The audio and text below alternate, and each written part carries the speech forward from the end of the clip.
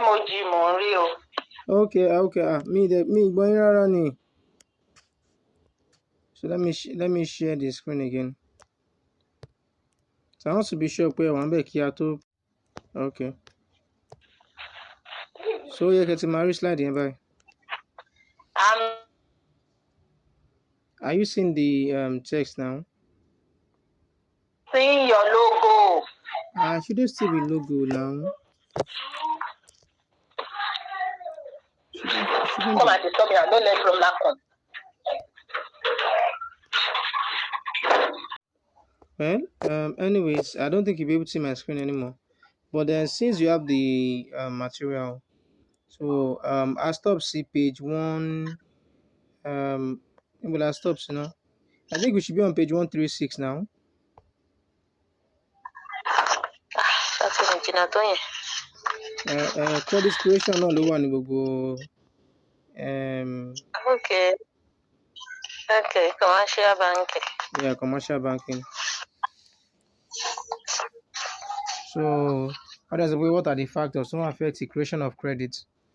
So, reserve ratio, the one formula credit creation gangan, and in real life, even liquidity ratio should be part.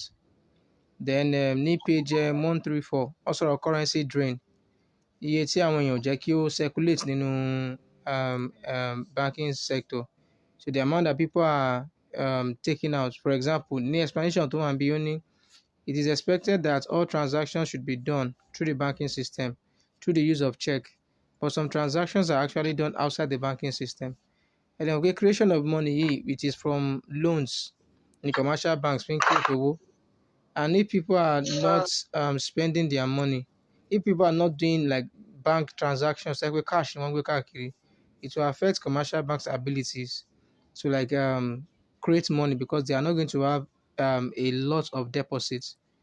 They will not have large amounts of deposits. Down your single cash carry. So that's one factor. So the lower the currency drain, the more would be the ability of commercial banks to create more money, and the more should be the money supply, and vice versa. Now the second point is now the bank's unwillingness to lend. No, that should be the third point. The bank's unwillingness to lend. So you know that commercial banks create money through lending of money out, but then commercial banks may not be willing to lend money too. So nígbà táwọn èèyàn bá dé, nǹkan tẹ́ fẹ́ fowó ṣe kò ń ṣe business, kì í ṣòwò. Ẹ fẹ́ gbowó fi san school fees, ẹ fẹ́ yáwó fi san school fees, ẹ fẹ́ yáwó fi ṣe ìgbéyàwó, ẹ fẹ́ yáwó fi ṣe freedom. Báńkì dẹ̀ ń wò pé tí máa fún ẹni ní owó yìí, freedom ò kì í ṣe nǹkan tó ń generate profit. Ìgbéyàwó, ọ̀dọ́ máa náwó ní ìgbéyàwó, but ṣé ìyẹn la máa bank lé lórí tá máa fi rí owó wa gbà pẹ̀lú èlé? So they may decide not to lend it. Right? If there is no sufficient guarantee that people will be able to pay back, or if people don't even have enough collaterals to pay back in the first place. And if banks are not lending money, then they can't create money, because for them to create money, they need to lend money out. So this is also one of the factors to affect the abilities of commercial banks to create money. Then government credit guidelines. Eléyìí ni àwọn rules and laws tí government gbé kalẹ̀ láti fi make credit available. So, but based on what is here, it says credit guidelines is the government control over disbursement of funds by a banking system, and this has a lot to do with money creation by the banking system. So, tí government bá ní àwọn ò fẹ́ kí báńkì yáwó, kí wọ́n yá anybody lówó, àbí bóyá government kàn ní okay, central bank raise the license requirements of banks. So ìwọ tó bá mọ̀ pé ó fẹ́ máa ṣiṣẹ́ as banks instead of bí irú nǹkan tó ń ṣẹlẹ̀ ní Nigeria ń sìn, àwọn commercial banks bá ti ń ta shares, ìmíì máa merge, ìmíì máa drop down sí another tier. So for you to operate as a bank in Nigeria before Tinubu's regime, you only needed 25 billion naira to pay the CBN for you to get an operating license. But ìgbà tí Tinubu wọlé, because Tinubu says he wants the economy to be $1 trillion economy by the time he's leaving in 2031, with the hope that he's going to be there till 2031 anyway. So that he wants the Nigerian economy to worth $1 trillion. And as a result of that, they want the financial institutions to be very, very strong. So banks ò ní pọ̀ mọ́, but àwọn tó bá wà available wọ́n máa strong gan. So wọ́n wá change the operating license requirement from 25 billion naira that it was before it came in to 500 billion. So 500 billion ní báyìí ìwọ and then banks ọ̀nà mẹ́ta ni banks wà. A máa ń pè ní tier one. So tier yẹn means tier yẹn is actually TIER. TIER. So we have tier one banks, we have tier two, and then we have tier three. So maybe I could just put it in the comment section. I think you should be able to see the of course I think you'll be able to the in the in-call messages like the chats. So we have tier one banks,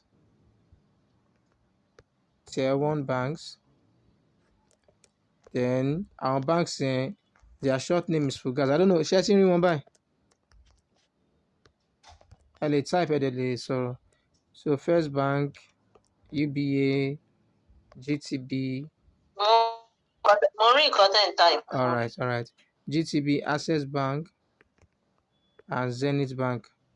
So at least for us to understand what is some of the things that are going on now. Zenith Bank. So our banks márùn-ún àwọn náà pè ní tier one bank. So there are banks that operate internationally. So many branches outside of Nigeria. So they are engaged in international transactions, and they have branches outside of Nigeria. So irú àwọn banks yìí nísìn their own license requirements wọn, if they want to continue to be banks, is 500 billion naira. So what does it fún wọn ní between now and 2026 to raise that money? Between now and 2026 to raise that money. Àwọn kan wà àwọn tó máa ń pè ní tier two, àwọn yẹn níbi Stanbic IBTC, Stanbic IBTC Bank, Union Bank, Stanbic IBTC, bíi mẹ́fà làwọn yẹn ṣá. I think Standard Chartered náà, like Standard Chartered náà wà ń bẹ̀. Union Bank, Fidelity Bank is here. Fidelity Bank, and I think FCMB is probably here. FCMB. So our banks eléyìí, they need 300 billion. So their banks with their operation, they operate nationally. You know, Nigeria nìkan lẹ ti máa rí àwọn eléyìí báyìí. And then there are tier three banks. Those ones are regional banks.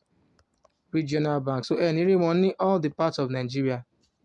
So I think Jaiz, Lotus, they are not in all the parts of Nigeria. So irú àwọn eléyìí sìn, CBN sọ pé they need 200 billion naira to raise. So for them to continue to operate as banks in commercial banks in Nigeria. For them to continue to operate as commercial banks in Nigeria. So what we are just trying to drive at is that there could be things like this tí ìjọba kan ti máa gbé kalẹ̀ through the central bank, and then this is also going to affect credit creation. So nǹkan tí wọ́n wá ń ṣe ní pé wọ́n fún option mẹ́ta, so that you can buy shares, you can sell shares. So tó bá fẹ́ ta shares as a bank, bí GT First Bank nísìn, bí ṣe fẹ́ raise 500 billion tí ní pé kẹta shares tuntun, or option mìíràn tó fún ni pé kó downgrade. So instead of being an international bank, right, so you can downgrade to a national bank, so that instead of goes on 500 billion naira from operating, like if you renew operating license, has on 300 billion. Then the third option is for them to merge. So the bank agbára ò gbé, so bí a kò dẹ̀ ó kó merge pẹ̀lú báǹkì tí ò really tó interest tẹ́lẹ̀, so kẹ́ kó resources padà kẹ́dẹ̀ di báǹkì ẹyọ kan. So if there are things like that, you know that people are going to àwọn tó ń ta shares nísìn, so people are going to be buying those shares. Èmi àti yín ṣàlè ra shares, and tá bá dẹ̀ ra shares à ń fi owó sínú banking system ni, and the more the money available in the banking system, the more the banks will be able to create loans, which is actually what Tinubu wants to do. So by the time tá bá ti ṣe gbogbo kíní owó máa pọ̀ gan in the banking system. You sell shares, people buy, they pay, so money comes into the bank. Or bí àwọn báǹkì méjì match pọ̀, wọ́n dá gbogbo resources wọn dá gbogbo ẹ̀ papọ̀. So once you begin to have large deposits with you, you'll be able to create more money through loans, and the other way around. So there could just be a credit guideline. There could just be anything that the government can just come in, can just put in place. They also lè sọ pé okay, charge lower interest, charge higher interest is going to affect what money can be created. So I want us to be faster. I can do a lot of things. Now, the next point is unwillingness on the part of the public to borrow. So bí báńkì bá tẹ̀ yáyàn lówó, tẹ́yìn bá fẹ́ yáwó ńkọ́? So kí ni báńkì fẹ́ ṣe? And then ọ̀nà méjì ni kí money creation kó tó lè ṣẹlẹ̀. Banks, commercial banks must be willing to lend. People must be willing to borrow. But táwọn èèyàn bá wò kó àwọn borrow owó kankan. So the money creation is going to be hindered. So from here it says creation of money by the banking system is also limited by the fact that the public may not be willing to take loan. So if the public has no or little interest in taking loan from the banking system, then the system will not be able to create sufficient credit because you must take loans. For the whole thing to work, you have to like take loans. So after that, we have a couple of self-assessment exercise. Then what are the factors? I don't shake a share abika move see 3.3. Okay. So number one says, what are the factors that limit what are the factors that limit credit creation? Or what are the factors that serve as limitations against credit creation? Kí ló lè jẹ́ kí bank má lè rí a lot of money create at a particular period of time?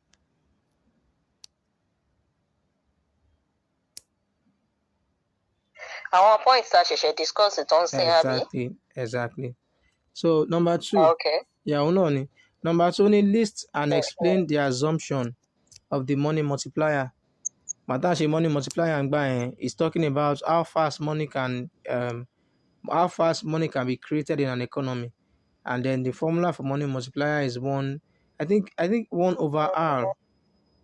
So I just must say 1 over 1 minus R or something. I think it is just 1 over R. So the formula for money multiplier. It's not even 1 over 1 minus B. No, that's I want government government spending multiplier làwọn yẹn o. Government spending multiplier, investment money multiplier òun làwọn ìtẹ̀yìn sọ yẹn o. Money multiplier yàtọ̀. Money multiplier is 1 over R. R is the required reserve ratio.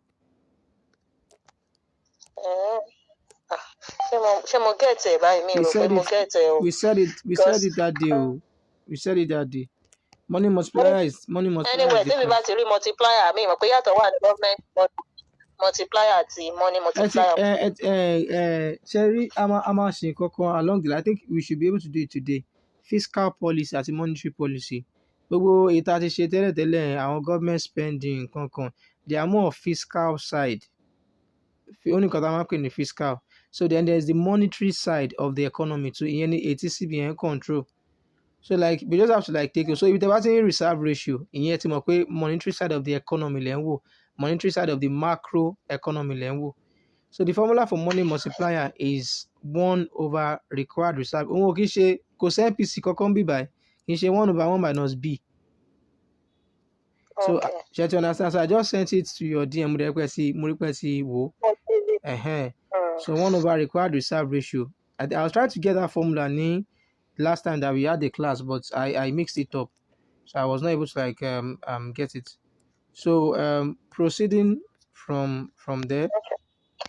Thank God tí a ti ṣe question yẹn láti fi jẹ́ kẹ́ understand the mọ̀ àwọn kìnìyàn. So like what are the assumptions of the money multiplier? Tẹ́ bá rántí gbà yẹn. I think one of the assumptions is that there is no leakage. Assumption one ni only 3 assumptions. I think 3 to 4 assumptions or thereabouts. Mo tẹ̀ ló wà nù. Something ṣe table yẹn. Ṣó ti jìnnà níbẹ̀, ṣó ti jìnnà bẹ́ẹ̀ yẹn ni. Mo ṣe bínú exercise yìí náà ni àbí ṣé ní exercise yìí kọ́ ló wà ní. Okay, I'm coming. I think page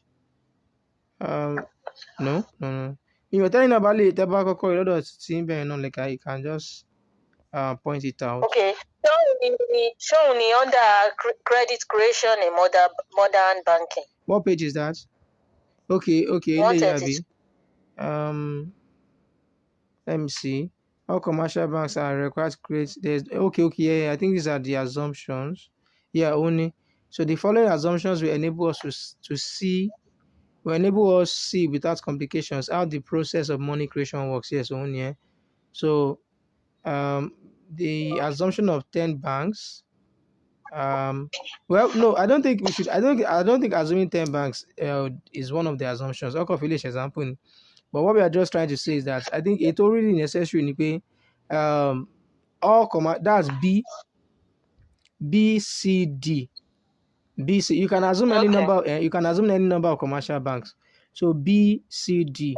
I think those are the assumptions. So assumption number one is pay commercial banks are required to keep a certain deposit with the central bank. So maybe I assume okay, the required reserve ratio is 10%. It can be anything. But the thing that we are trying to look at here is that there is an R. There's a required reserve ratio. So so that's one of the. So required reserve ratio is not zero. So that's the assumption. Then number two, there is no leakage. So kò sí currency drain. Gbogbo owó tó wà nínú economy wà nínú banks. So yẹn ni the second assumption. All the money in the economy is within the banking system. So bank can work with all of it. They can work with all of it. So you know, I mean to like make things simple. Then number three, ni pé banks are ready to give loans. Banks are ready to give loans. And I think we may even want to add number four, which is the sense that people are willing to take loans. I think we should add that. So banks are ready to give loans, yani the third one, and then people are ready to take loans. Because if you are not taking loans, multiplier yẹn ò ní ṣiṣẹ́. If banks are not willing to give loans, so multiplier will not work. Then there is a reserve ratio, and then there is no leakage. There's no leakage. Okay. Yeah, so I think those four. So those are the assumptions. Those four. Yeah. So then proceeding, one list and explain. So me more list. Well, I think one can list and explain. No currency drain. So that would be like point number one. No currency drain, or no leakage. Then banks keep reserve ratio. Then commercial banks are willing to lend. People are willing to borrow. They collaborate in ṣàlàyé síwájú ẹ̀. You know, so you list first. Tẹ́ bá ti kọ́kọ́ list. Then ẹ máa mú àwọn kíní ẹ̀ lẹ́yọ kọ̀ọ̀kan. I think I told you one time like that. Ẹ máa mú wọn lẹ́yọ kọ̀ọ̀kan. Ẹ máa ṣàlàyé wọn because the question says list and explain. So máa ní mark fún list. Máa ní mark fún explain. And to be honest, this material is loaded. Is a loaded material. Like, is a loaded material for that kind of exam that I saw. Is a loaded material. It's a very good material to teach people. So I want to come up with this thing. They tried. Yeah, they tried. So number three, only is it possible for all transactions to be done through the banking system? It'll be critical thinking question. Is it possible for all transactions, anything to buy involve, is it possible for them to be done through the banking system? So what's your opinion on it? Possible. Why? Àwọn kan ò ní kó lọ bank. So it is not possible. Okay, because some people keep cash because there's a currency drain. There's always going to be currency drain to some extent. But then, he usually answer like, it might be possible if all deposits or if all transactions are done within the it is possible if some people, if all the people in an economy, keep their money in the banking system. So that is how it can work. But like we know that in reality, there are people that deal with cash, businesses that deal with cash. Some people just have natural preference for cash. So for those reasons, so let answer the same question. Possible. And every condition if everybody is keeping their money in the bank, it is possible. Possible. And there are reasons it's not possible because there would always be people that will not keep their money in the banking system. There is always need for cash. Ṣé ẹ máa fẹ́ ra ṣé boiled egg ní traffic ẹ máa ṣe transfer ni? Ṣé ti understand bẹ́ẹ̀? So àbí máa fẹ́ sanwó fún onímọ́tò especially kẹ́ ní Nàìjíríà yìí kẹ́ fẹ́ ṣe transfer fún conductor how come máa wò pé bóyá ẹ̀ tí serious and things like that. So point number 4, differentiate between the reserve requirements and excess reserves. Ó yẹ kẹ́ lè ṣe eléyìí náà. Differentiate between reserve requirements and excess reserves. Èwo ni excess reserve? Kọ́kọ́ sọ reserve requirements. Reserve requirement ní reserve ratio wa àbí. Reserve requirement. Ṣé mo gbà? Reserve ratio is the ratio that determines the reserve requirement. Reserve ratio ló ń determine reserve requirement. So reserve ratio can be 10%. Okay. Then there is okay, well, let's just say reserve requirement is reserve ratio. Let's put it that way. That reserve requirement is so it can be 10%, like keep 10% of all of your deposits with the central bank.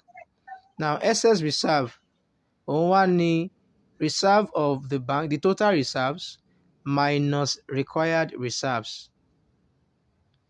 Gbogbo reserve tẹ́ ní lẹ́yìn ìgbà tí ẹ ti make allowance pé tẹ́ save. Total reserve àbí kí lẹ pè? Total reserves. Total reserves. TR minus kíni? Minus required reserves. Or minus cash reserves. So lè jẹ́ cash reserve, lè jẹ́ cash reserve. And I think we've explained these things before. We of course keep minding. Nígbà tí mo à ń sọ lọ́jọ́ yẹn pé ẹ kó 100,000 lọ sí bank. Then the reserve requirement is how many percent? I think we said, was it not 45%? So èló ló máa lọ́wọ́ CBN nínú 100,000 yẹn? A máa sọ. Àṣé bẹ́ẹ̀ yà wá ti sọ excess reserve. Ó bí pé ṣé excess reserve ni iye tán máa ń yáyàn àbí? Exactly, iye tó kù òun nìyẹn, iye tó kù tó máa lè yáyàn. Tó máa yáyàn. We said it jáde. So ìgbà tẹ́ bá yọ required reserves yẹn kúrò ló máa kù iye kan. Ẹ̀dá pé mò ń debate ẹ̀, mò ń sọ lọ́jọ́ yẹn pé ó yẹ ká máa yọ liquidity reserve náà kú mẹ́, but since textbooks don't mention it, so just say okay, your total reserves, which is equal to your total deposit. Gbogbo owó táwọn èèyàn kó wá sí báǹkì ló ń di reserve bank. Ṣé you understand bẹ́ẹ̀? Ẹni tó kó 100,000 wá, ó wá deposit ẹ̀ ní. So the deposit is 100,000 and the reserve is also 100,000. So tá bá yọ èyí tá máa mú lọ sọ́dọ̀ CBN, tá bá yọ kúrò, so èyí tó kù yẹn ló pè ní excess reserves. So excess reserves yẹn wá ní bank ló lè lend yẹn. So like that's about question number 4. So tẹ́ bá fẹ́ ṣàlàyé lẹ́yìn, required requirement is the percentage of customer deposit that commercial banks must keep with the central bank.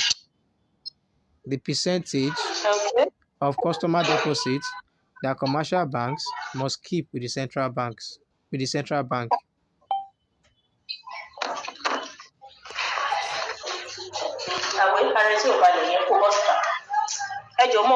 Okay.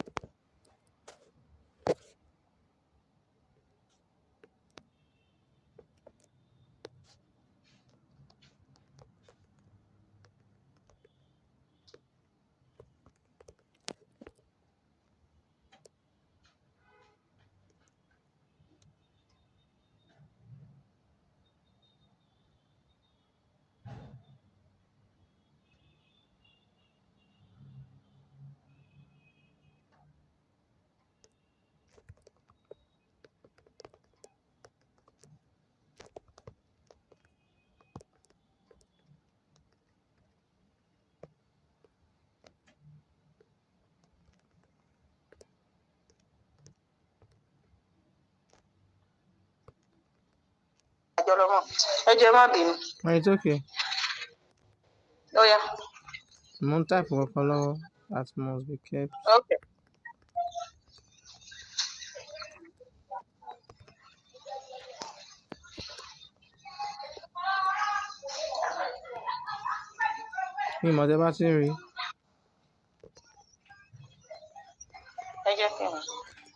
Okay, so required reserves ratio.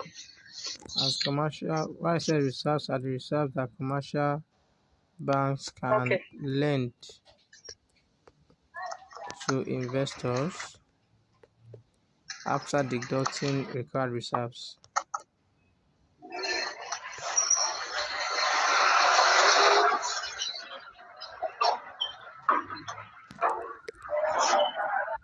All right, so going back to our lesson, then the next question one which calculates V mi wọ́n ṣe iná ṣe wọ́n bẹ́ẹ̀.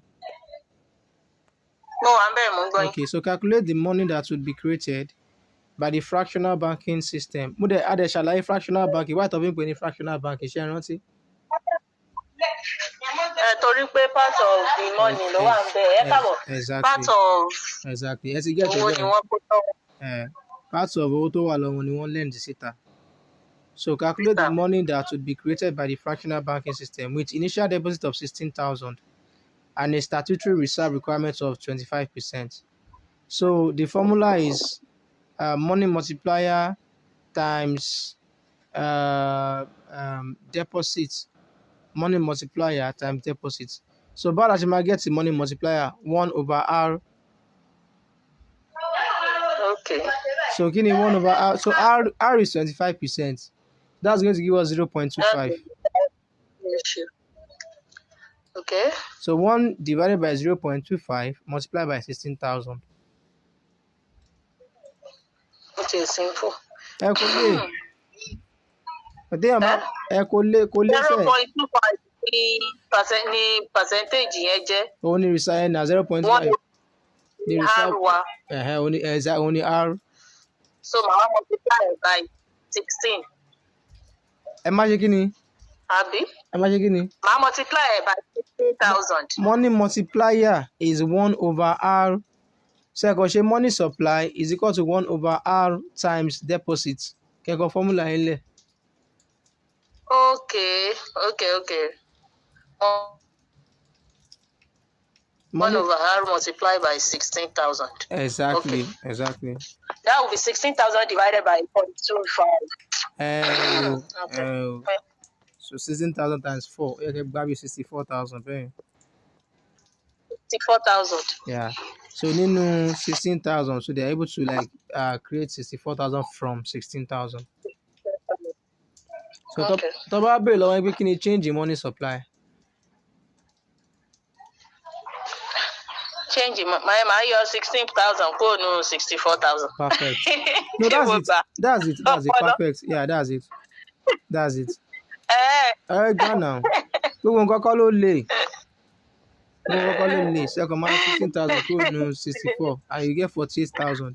So you can do that too. Change the money supply would be 64,000 minus 16,000. Okay. Mo ń kọ nǹkan ní chat box yìí lọ́wọ́. Okay, all right. Kó má lọ. Mo ń gbọ́ yín o, kò disturb lesson wa. Okay. Can I continue? Because dúró dè yín. Continue. Okay, so financial intermediation function of commercial banks still the same data thing. So with that commercial banks act as financial intermediary between savers of money and borrowers of money.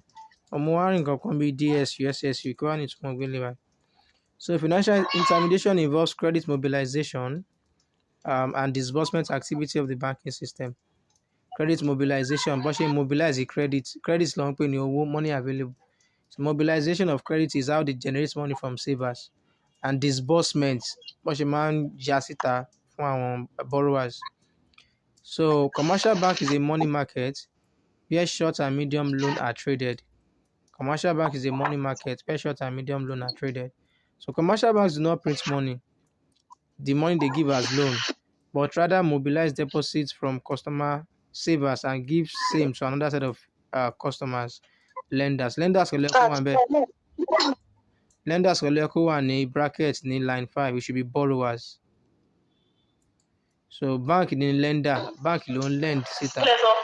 Lenders kò lẹ́kọ̀ọ́ wà ní line 5 ní bracket, it should be borrowers. Ẹni tó ń yáyàn ní nǹkan là ń pè ní lender. Ẹni tó ń yá nǹkan borrower là ń pè. So ẹni tó ń yá nǹkan is a borrower. Ẹni tó ń yáyàn ní nǹkan is a lender. So borrowers ló yẹ kó wà bẹ́ẹ̀. Okay. So the latter is equally known as deficit spending unit how the former is known as story. The deficit spending unit, businessmen, àwọn tó ń gba owó náà náà ń pè ní deficit spending, àwọn tó ń save náà ń pè ní surplus spending because they make more money available. So continue from that. While the surplus spending units have the money but don't have any business idea at hand, àwọn tó ń fowó sínú bank náà, the commercial bank stand as the intermediary between these two groups. And whatever. From SSU. So SSU means surplus spending units, not in SSU. That's on the SSU.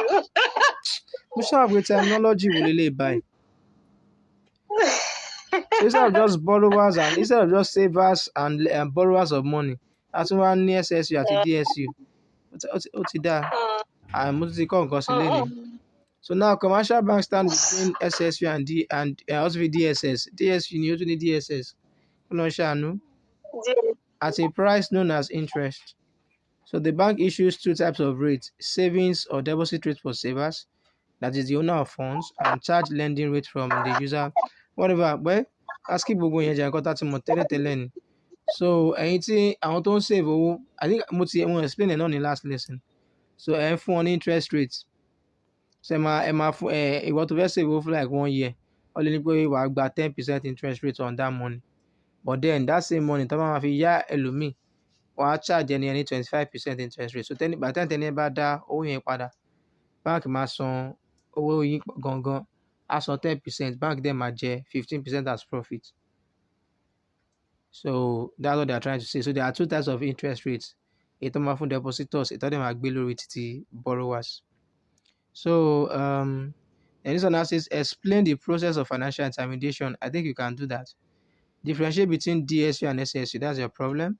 Define financial intermediation, which is the same as define. List the composition of both DSU. Only composition. DSU deficit spending units is just investors and borrowers of money, and SSU is just savers of money. So me more country just trying to bring up question, just easy question. Yeah, use suitable diagram to explain financial intermediation process. Diagram below and figure 5.5.2. Page kini. Okay, diagram here. So it's just saying that àwọn households, but bóyá kan tó dẹ̀ mean as unit ni, I think what composition tó IV composition tó sọ bẹ́ẹ̀ ni pé household and individuals, àwọn yẹn ló ń save owó. Then àwọn tó ń yá owó, àwọn businesses, government náà máa ń yá owó. So I guess that's what that one probably means. So just draw the graph there. So you have among savers in the first, then they save money in banks, which is the financial intermediary.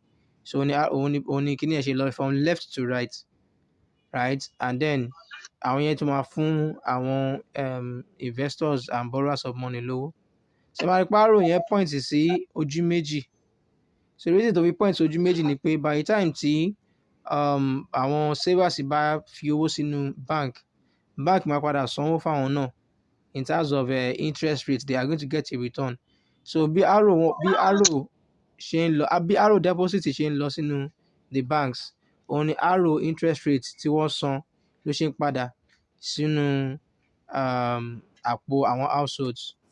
Then you also have the same thing náà. Bí arrow yẹn náà ṣe rí fún àwọn deficit spending units náà nìyẹn. As the bank is lending them money, the arrow goes out, right? And then they have to return the money with interest rate. So what's in the arrow tó ń padà wọlé? So ní arrow yẹn ṣe ní ojú méjì, that is outflow and inflow in one way or the other. So wọ́n tún question wọn béèrè nínú tutor marked assignment. Wọ́n tún question that ṣe ṣe yẹn, wọ́n tún béèrè ní IX. Ó dàbí gbogbo ọkọ̀ méjì pọ̀. Ọkọ̀ méjì pọ̀ ní ẹjẹ fáwọn yẹn lẹ́gbẹ̀ẹ́. Let's move. All right. So this is now where I want us to get to module 6, which is talking about macroeconomic policy framework. So the about sort of macroeconomic policy, starting with policies that government put in place to regulate economic activities in one way or the other. So macro, you are looking at the entire economy, right? So tá bá bọ́ sí main content ní 3.1 mi mọ̀ bóyá ẹ lè ka ibibẹ̀ yẹn fún wa but network seems very stable today. Ó yẹ ká mo ṣe fẹ́ lọ mú mú ni. ẹ fẹ́ lọ mú kíni yẹn. mo ṣe fẹ́ lọ mú kíni yẹn. mo dúró àìpọ̀ mo ṣe àwọn kíní yẹn so mo fẹ́ mú second. Okay. I'll wait for you.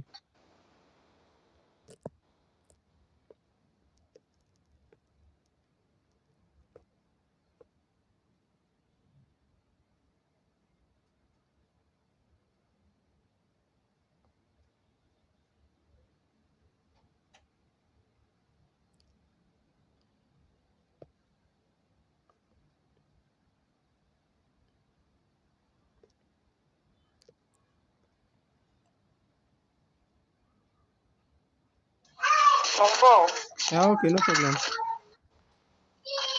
mi mọ̀ pé mo ti fi síta gan.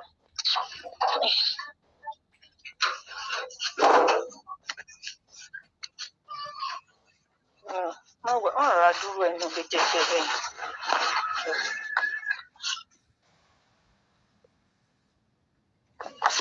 ìgbà ṣọ́ọ̀bù gan mo sá lọ fún ọkọ rẹ̀ tó.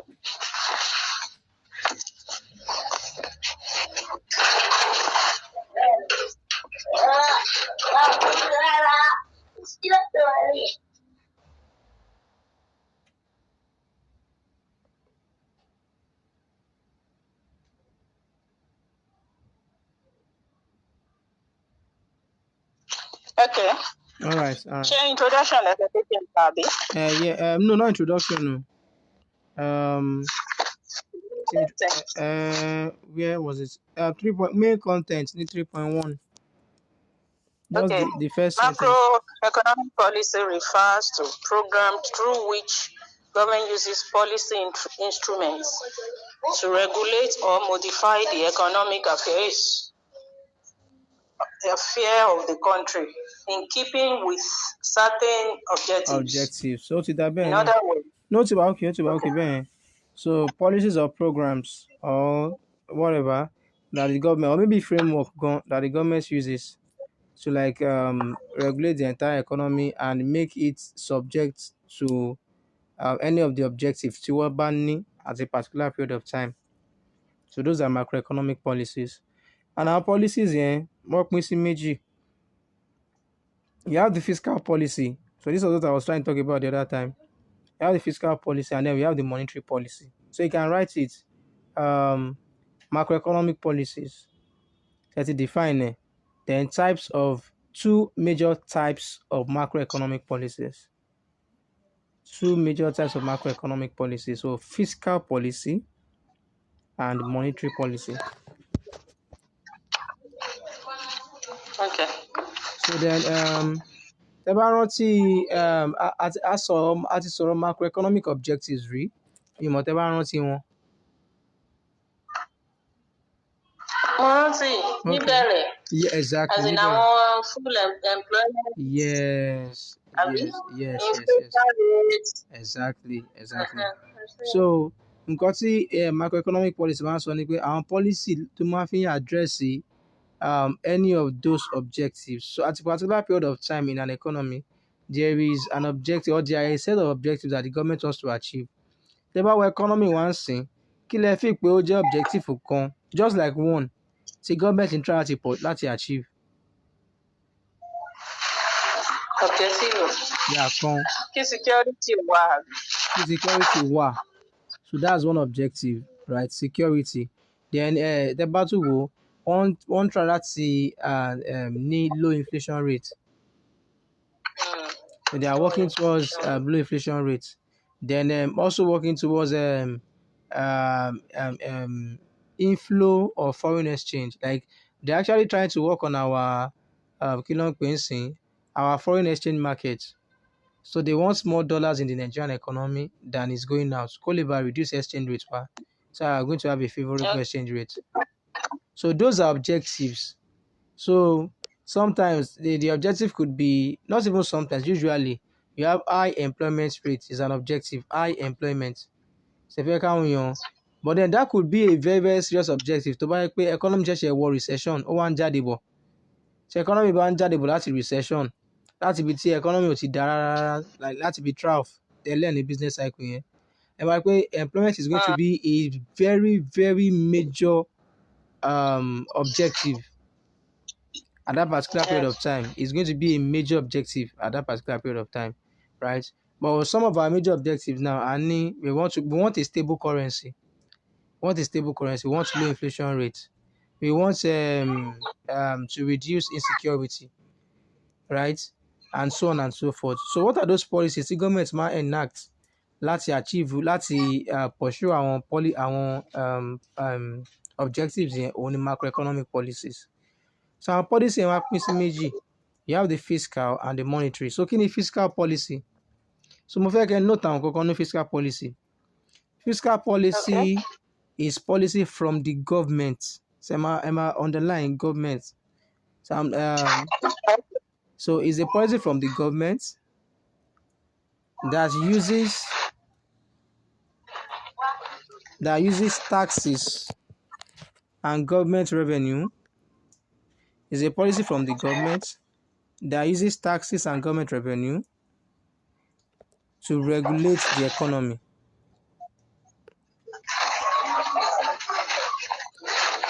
Okay. Ẹ ti kọ́lé àbí? Bẹ́ẹ̀ni. Okay. So mo ní ká underline from the government. Torí tá bá ti ṣe monetary policy ń tiẹ̀, òun ni policy from the central bank. So ibi tí ìkànnì àwọn kọ́sìtì wa náà nìyẹn o. Monetary theory. Ó yẹ ká ṣe àwọn kankan bá ti parí fiscal kí monetary tẹ̀lé. We've actually discussed monetary, to be honest, right? But then let's proceed. Okay. Let's proceed. So we say fiscal policy refers to the policy by the government that uses taxes and government spending to regulate the economy. So how many types of fiscal policies? Any contractionary fiscal policy. Types of fiscal policies. Yeah, type of fiscal policies. Contractionary. Okay. And expansionary fiscal policies.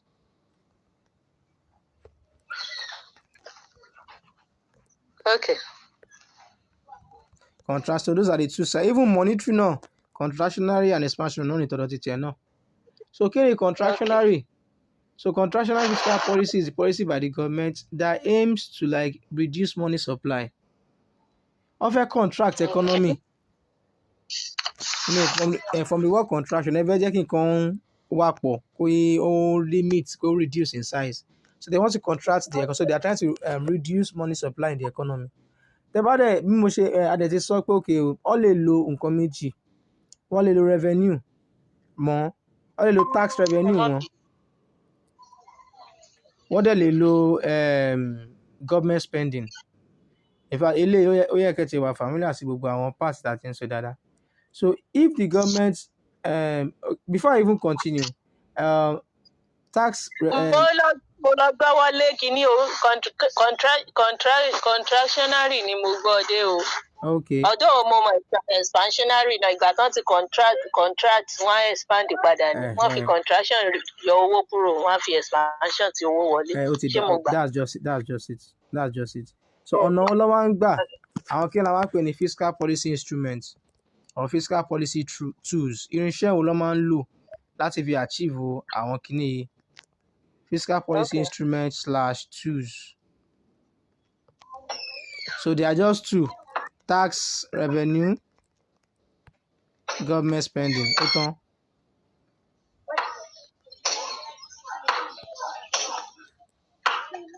So méjì tí wọ́n máa ń lò nìyẹn, or taxes and government spending. So basically speaking, the government is trying to regulate the economy through its budgets. Iṣẹ́ ọ́fíìsì wa la ti ń ṣe báyìí. Ọ̀nà mi sọ pé eléyìí ẹ máa mọ eléyìí dáadáa. So ẹ̀yin gan ẹ lè sit me down. Kẹ́ kọ́ mi ní pàtó. Èmi ò lè fi no na ṣe mọ̀ pé àwọn ń lò ní. We are just doing iṣẹ́ ìjọba. That's what I'm saying. That's what I'm saying. Ẹ lè sit me down kẹ́ kọ́ mi practical side ẹ̀ dáadáa pé àti bá ti ń explain ẹ̀ báyìí. Àwọn akọ̀já wọ̀ pé ó yẹ lọ ṣe báyìí wáyé tó ṣe báyìí. Tí bá ti explain ẹ̀ báyìí máa ní àrárá ọba ṣe máa ń ṣe lọ́fíìsì kan nìyẹn, you know how to learn. màá tún You learn. got it. Ọjọ́ tí bá ti kẹ́lò mi, ẹlẹ́kọ̀ọ́ wa fíìlì mi ni kò ní mọ̀ pé ẹ̀lẹ́kọ̀ọ́ mi. All right. So fiscal policy instrument or tools, they are just those two things, the government low, tax and government spending. So I now said we are essentially saying that the government is trying to use its budget to regulate economic activities. So government bá fẹ́ contract the economy, ó dẹ̀ lè lo either tax or government spending or both. Kí ló máa ṣe sí tax? Ó fẹ́ contract economy, kí ló máa ṣe sí tax? Why increase it? Why increase tax rates? Then tó bá yẹ pé government spending kọ́, kí ló máa ṣe sí government spending? Why reduce? Why reduce? Exactly. So contractionary fiscal policy is policy by the government to reduce money in circulation through increase in taxes or reduction in government spending. Okay. Let's understand then. Because tell about define it, because the work of contractionary fiscal policy is policy that the government used to remove money in the economy. It is sort of like how. Okay. So, but the one that's more expansionary straight none here. Government uses to reduce money supply through reduction in government spending and or increment in taxes or both. Increment in taxes or all the same age papọ̀ bọ́n ṣe ń raise kí ló ń porúkọ ẹ̀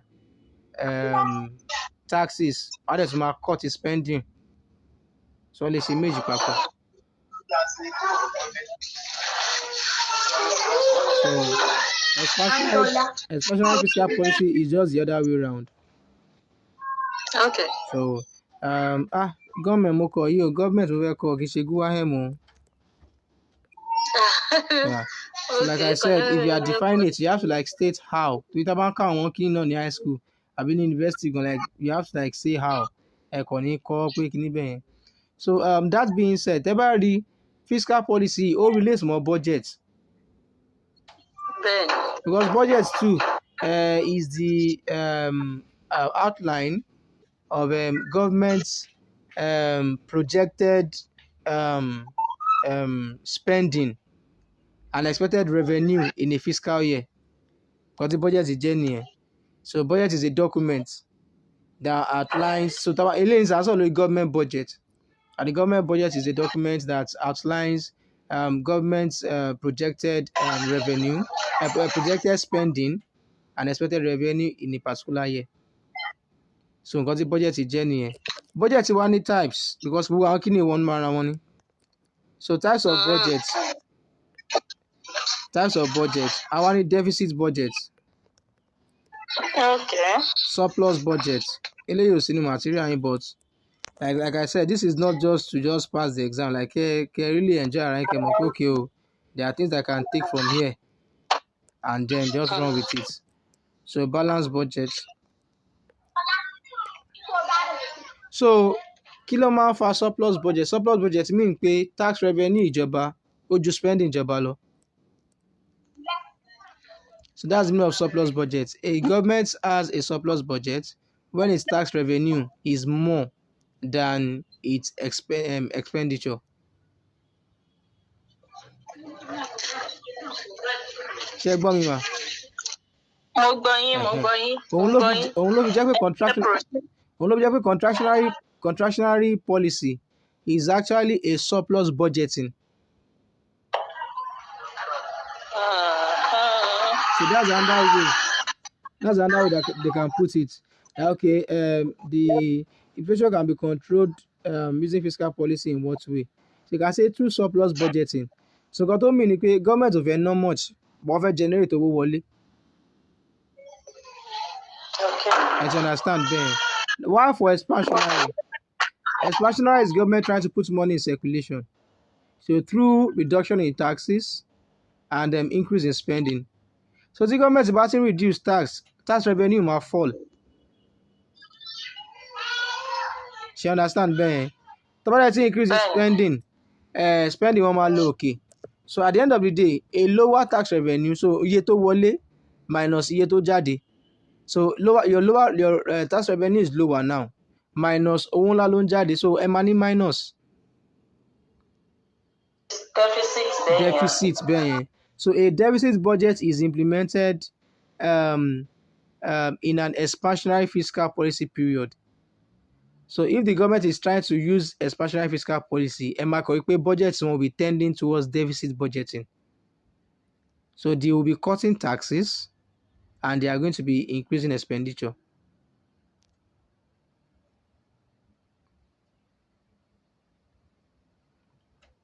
So the last one is now balanced budget.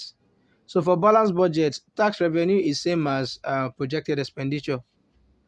So by balanced budget ni iye tá fẹ́ gbé wọlé, òun náà ni iye tá fẹ́ ná síta.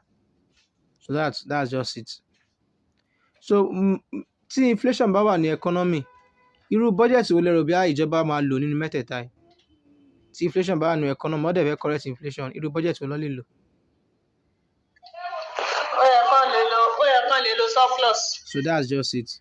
Wọ́n máa lo surplus because especially if now the thing is you have to be careful because there are types of inflation tẹ́ bá rántí. Ó tún depend lórí inflation tó bá wà bẹ́ẹ̀, that is tí o bá ń ṣe cash pool. Exactly. So tó bá yẹ pé demand push inflation ni, demand pull inflation, ìyẹn inflation tó máa ń ṣe torí pé owó pọ̀ láti ná ju nǹkan tí business is provide lọ. So irú ibẹ̀ yẹn sìn ìjọba lè lo surplus budgeting. Wọ́n á kọ́ increase taxes àwọn èèyàn ni, wọ́n á dẹ̀ lower èyí táwọn spend. Ṣé you understand? But tí inflation bá jẹ́ tó bá yẹ pé cost push inflation ni, cost push torí pé cost of production àwọn èèyàn ó ń lọ òkè, cost of production àwọn businesses ń lọ òkè. In that case kì í ṣe surplus budget ló máa lọ lò torí ẹ̀kọ́ máa pa company dànù ni. Yes, you understand? So like that is the time to lower taxes of companies. That's the time to lower their taxes. And in fact, ìmí ìgbà máa fún ní subsidy. So that is ó máa call fún increment in government spending.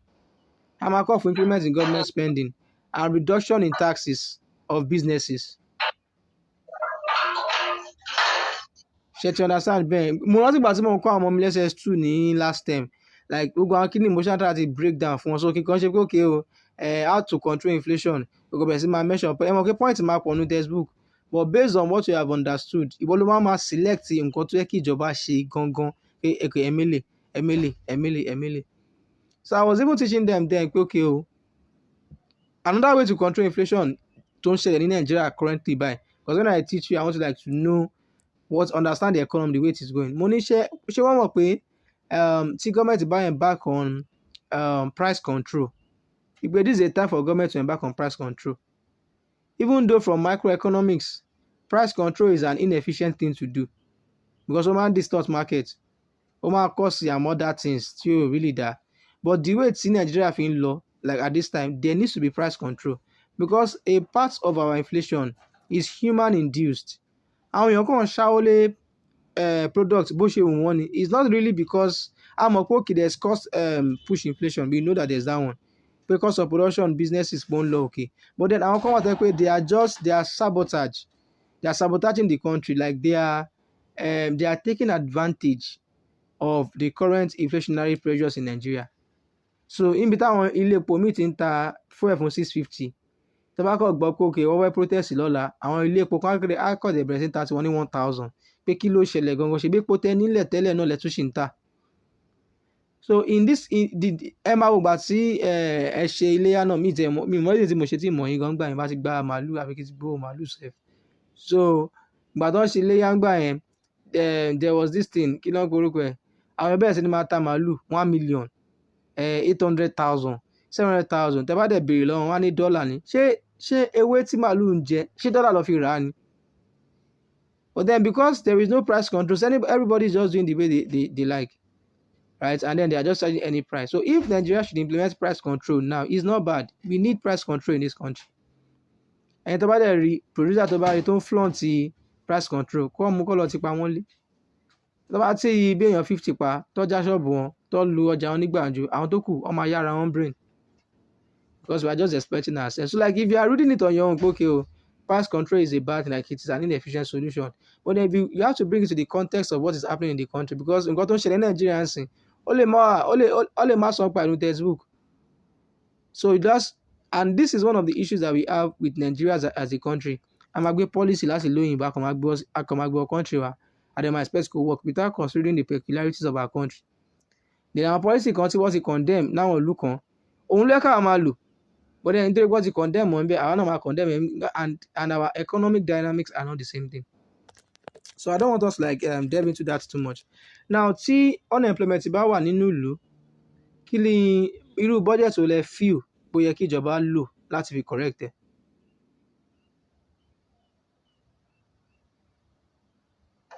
Tí unemployment bá wà. Tí unemployment bá pọ̀ gan nínú ìlú. Tó ń ṣe surplus náà ni. Tó bá ṣe surplus, kí ni surplus? Àbí?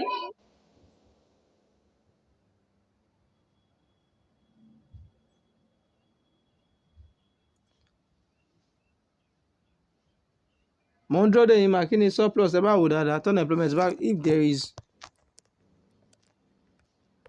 high unemployment in the country.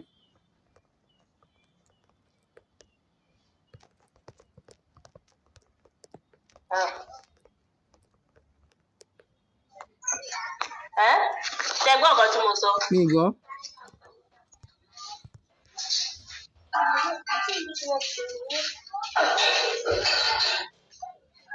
Mo ti tún question yẹn send. Hello. Hello, mo ń gbọ́ yín báyìí, mo ń gbọ́ yín, mo ti text question yẹn sínú chat box. Mo ní pé tán bá lo surplus as in tán bá reduce the tax for companies tàbí for organization. Cost of production wọn máa reduce. Okay. Àbí? Now surplus kọ́ lẹ́ ń ṣàlàyé yẹn. Surplus kọ́ lẹ́ ń ṣàlàyé yẹn, deficit lẹ́ ń ṣàlàyé yẹn. Deficit mo ń ṣàlàyé. Now. Sorry. Mo ti ń sọ nǹkan mi. Ṣé mi wà understand nǹkan tí mo ń sọ? No, explanation yín correct. Explanation yín bó ṣe yẹ kẹ́ ṣe gbé náà nìyẹn because government need to spend more money. Government need to spend more. They need to spend more money. Láti lè jẹ́ kí cost of production àwọn èèyàn kó lè reduce. Exactly. So láti bẹ̀ wọ́n á lè gba àwọn èèyàn síṣẹ́. Tàbí pé government gan máa fowó síta. Tí government bá fowó síta. Correct now. Báwo ni government ṣe lè fowó síta? Ìgbà ló máa bẹ̀ sí government máa engage in a lot of infrastructural development projects. Infrastructural development. A lot. Ìgbà ló máa lọ fẹ́ kọ́ railway láti bí báyìí wọ́n fẹ́ kọ́ lọ sí Abuja ó máa employ a lot of people. So in that case cost ṣáà ṣe gbẹ a lot of people are going to get employed. Then our businesses subsidize the businesses reduce the tax the businesses create an enabling environment for businesses máa náwó síta then iye tó bá ti láti generate at that particular period of time wọ́n láti tone it down. So by the time tó bá ṣe plus and minus níjọba máa bọ́ sí torí nǹkan tó máa ná máa ju iye tó fẹ́ wọlé lọ so that's deficit. Deficit ni. That's deficit. So surplus ó máa kí owó pọ̀ sí ọwọ́ ìjọba at the end of the day àyè kó owó pọ̀ sí ọwọ́ ìjọba deficit máa kí owó jáde kó lọ́wọ́ ìjọba ju iye tó ń wọlé lọ. So you understand the logic, you get the idea, but kéèyàn wá kàn máa mix up surplus and deficit. So that's kó má máa fi gbẹ̀gìrì ṣe mọ́ínmọ́ín. Ó lè fi ṣe náà tó bá dùn tó bá work bó ṣe ń discover oúnjẹ náà jù bẹ́ẹ̀ náà lọ. Ó máa lọ mọ́ínmọ́ín ni kò ní lọ gbẹ̀gìrì. ẹni tó discover àmàlà ṣé mọ nǹkan tó lè ṣẹlẹ̀ sí láti fi discover àmàlà ni. Òótọ́ ni náà.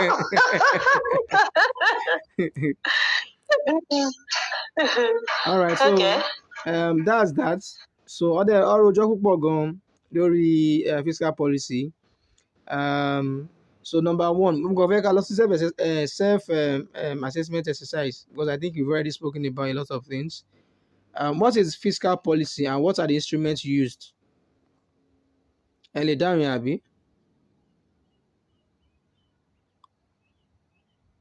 Self-assessment exercise number one.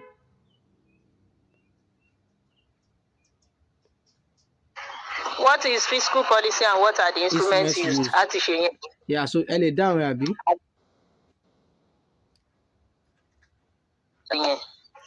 Fiscal policy ni ọ̀nà tí gọ́ọ̀mẹ̀ntì ń gbà láti regulate economy bóyá by tax ni tàbí revenue. Exactly. And instrument and then loan ni tax, revenue àti government spending. Tax, revenue and government spending because tax revenue is together. Kò ṣe tax comma revenue. Yeah. Àwọn tools. Ẹ̀yà wọn gbọ́ kí làwọn tools yẹn. Àwọn tools òun ni cash reserve ratio. Àwọn tools tá a ṣe lánàá. Cash reserve ratio. Liquidity ratio.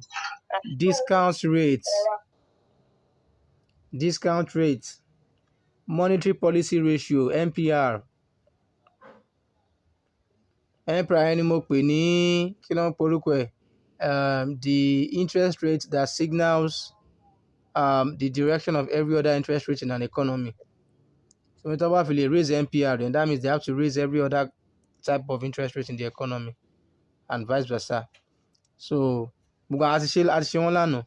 So the other ones tá a ṣe, you can add this one, moral suasion.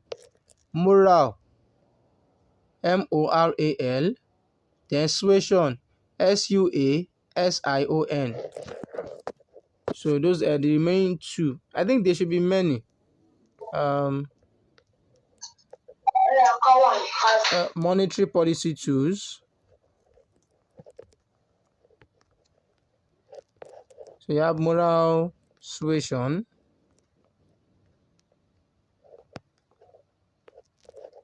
Then you have moral suasion. The special directives. So then the other ones that we mentioned yesterday, discount rates, liquidity ratio.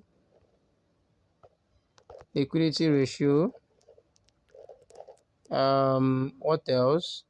Cash reserve ratio. Also discount rate, liquidity ratio, monetary policy rates, open market operations. Àwọn tí mo ṣàmọ̀ lélẹ̀ 1, 2, 3, 4, 5, 6, 7. So you have 7 of them. So kí wá ni moral suasion? Moral suasion is the appeal. Suasion is the appeal of the central bank.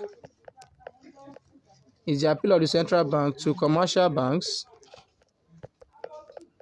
to act in a particular way.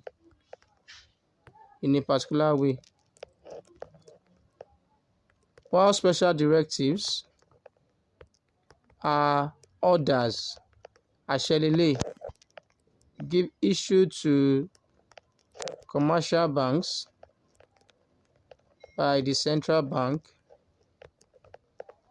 to act in a particular way.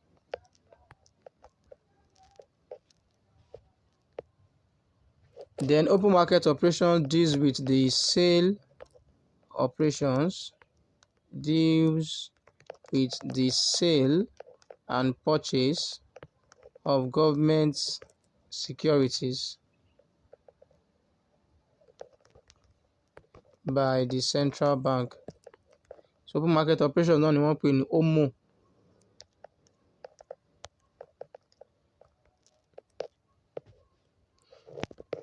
So I don't know, are you there, ma? Kí má kàn máa sọ̀rọ̀ sí atẹ́gùn. Okay, all right. So like I said, moral suasion is appeal. Central bank in bẹ commercial bank láti ṣe nǹkan ni. So an example of that ni nǹkan tó ṣẹlẹ̀ ní after 2008 financial crisis in the world ní US tó wá extend sí many other countries in the world. So àwọn commercial banks wọ́n ti yá àwọn èèyàn ní owó jù in mortgage, owó táyàn fi ń ra ilé. so àwọn loan yẹn ti pọ̀ gan tàbí price ilé ṣe lọ fall nìyẹn. So like before then, people were actually borrowing loans and then they were wá yá loan wá fi ra lé wá tún later wá make a profit.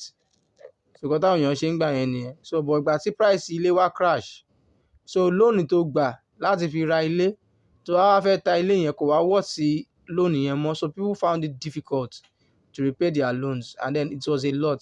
So banking system wọ́n ṣáà crash nígbà yẹn and then ìgbà tí wọ́n wá solve problem yẹn wọ́n fún wọn ní central bank yìí ń bail out àwọn banks kan. Bailout is just bailout is financial assistance that the government gives to organizations to stop them from failing.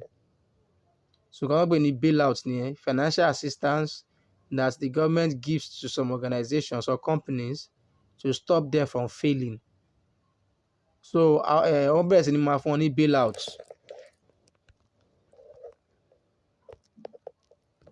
Màtá wá fún wọn ní bailout, wọ́n ṣe nǹkan kan náà kí mi tẹ̀ síbi quantitative easing mi tẹ̀ fi yẹn síbí. Wọ́n ṣe quantitative easing. Nǹkan tó kàn ṣáà ṣe ni pé central bank bẹ̀rẹ̀ sí ni máa fún àwọn kìíní lówó, àwọn commercial banks lówó. So and then they were expecting commercial banks to lend out those monies to the public, but commercial banks were not lending it. Àwọn commercial banks wá ní excess reserves tó wá ga boy lọ́wọ́ wọn, they were not lending it out. So the central bank was like appealing to them, ẹ jọ̀ọ́ ẹ yá àwọn èèyàn lówó, but the fact that ṣebí owó tá a yá àwọn èèyàn tí wọ́n rí san, òun náà ló fa wàhálà tí a kó sí in the first place. So like they were reluctant, to give out those loans to people that wanted them at that particular period of time. So a special appeal, ẹ mọ̀ téèyàn bá ń bẹ̀yàn, ẹ lè gbọ́, ẹ dẹ̀ lè má gbọ́. So like that's just the way it is. So banks have the right to do as they want to do, as they please, regardless of what the CBN is saying. Now, another name for the CBN is called the Federal Reserve Bank. Another name of the CBN is called the Federal Reserve Bank. So just in case. So India ní Federal Reserve Bank of India. And work with one Central Bank of India. So just in case you see something like that. And then special directives. Òun ni irú nǹkan tí CBN ní pa láṣẹ fún àwọn commercial banks nígbà Naira redesign policy. So wọ́n ní àwọn èèyàn gbọ́dọ̀ gba ju iye báyìí lọ nídìí ATM. That was a directive. Like commercial banks had no choice than to do what the central bank has told them to do. So ìyàtọ̀ tó wà láàrin moral suasion àti special directives nìyẹn. So ẹ̀bẹ̀ ní moral suasion, àṣẹ ní special directives. Now open market operation tiẹ̀ òun ni it entails the sales and the purchase of government owned securities. Àwọn bíi bonds àti sọ ilé náà, bíi bonds, bíi treasury bills, bíi treasury certificate táwọn gọ́ọ̀mẹ̀ntì ní. So CBN ló máa ń bá wọn tà á, ló dẹ̀ máa ń bá wọn rà á on their behalf. So ká ṣàlàyé ká sọ pé bí contractionary monetary policy nsìn, that's saying that the central bank wants to take money away from the economy. So if they want to go through open market operations, so that means they will sell government-owned securities. Wọ́n máa ta bond, wọ́n máa ta treasury bills and all of that, wọ́n máa tà. Tó bá dẹ̀ ti tà, àwọn èèyàn máa sanwó. Owó táwọn èèyàn bá san, wọ́n máa kó kúrò ní economy bẹ́ẹ̀ yẹn. So they will limit the amount of money in the economy. So that's going to be a contractionary monetary policy. It is monetary because they are using a monetary tool. So like any contractionary fiscal policy. So that's going to be a contractionary monetary policy. So I don't know if they have any other interesting thing in that part of the material. So only what is monetary policy? I believe you can answer this one. What are the major tools of monetary policy? Okay, our major tools one.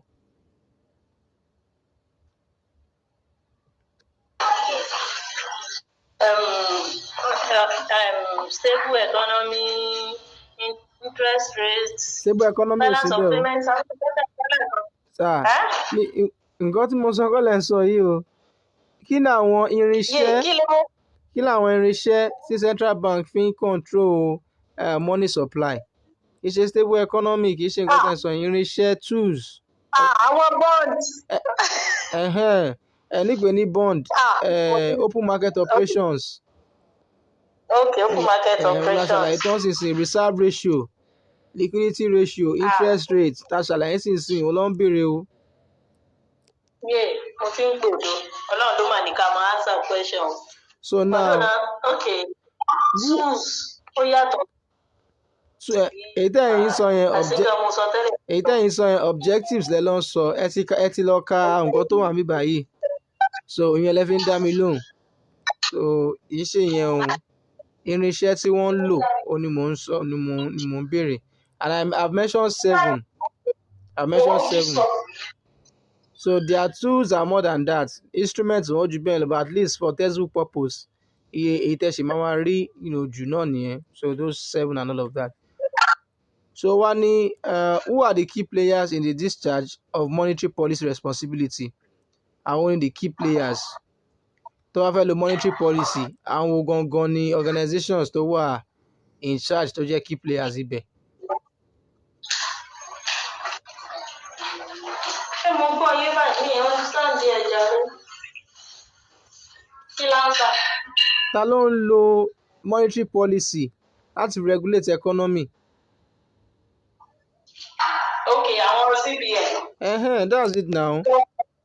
So the key players central bank and the commercial banks because àṣẹ tí central bank bá pa ni commercial bank máa follow so the central banks and the commercial banks those are the key players in the discharge of monetary policy. Because the CBN bá sọ ó máa show ó máa ní effect ní kí ló ń porúkọ ẹ̀ lára commercial banks then effect ẹ̀ máa padà show the entire economy.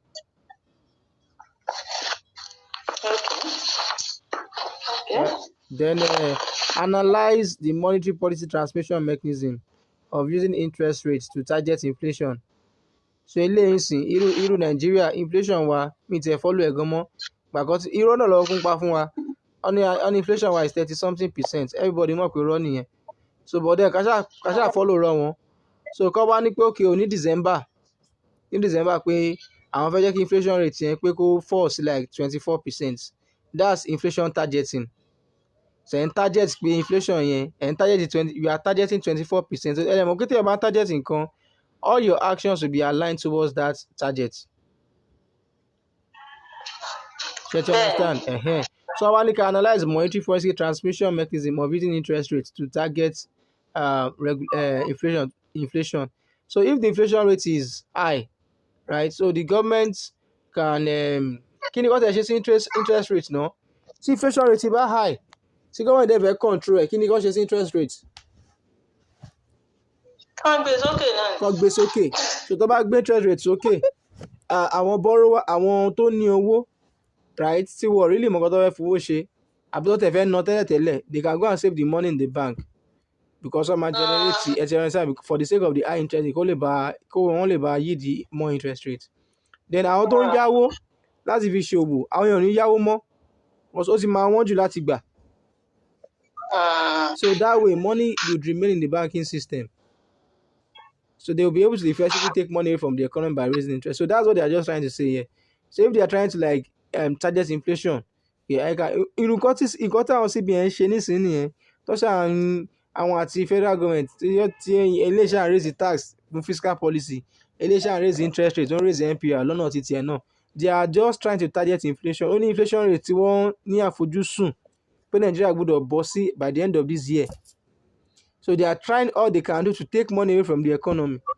And to me, I'm feeling that, personally speaking, that our inflation in Nigeria as it is now is not from demand side because they're going to take away from the economy.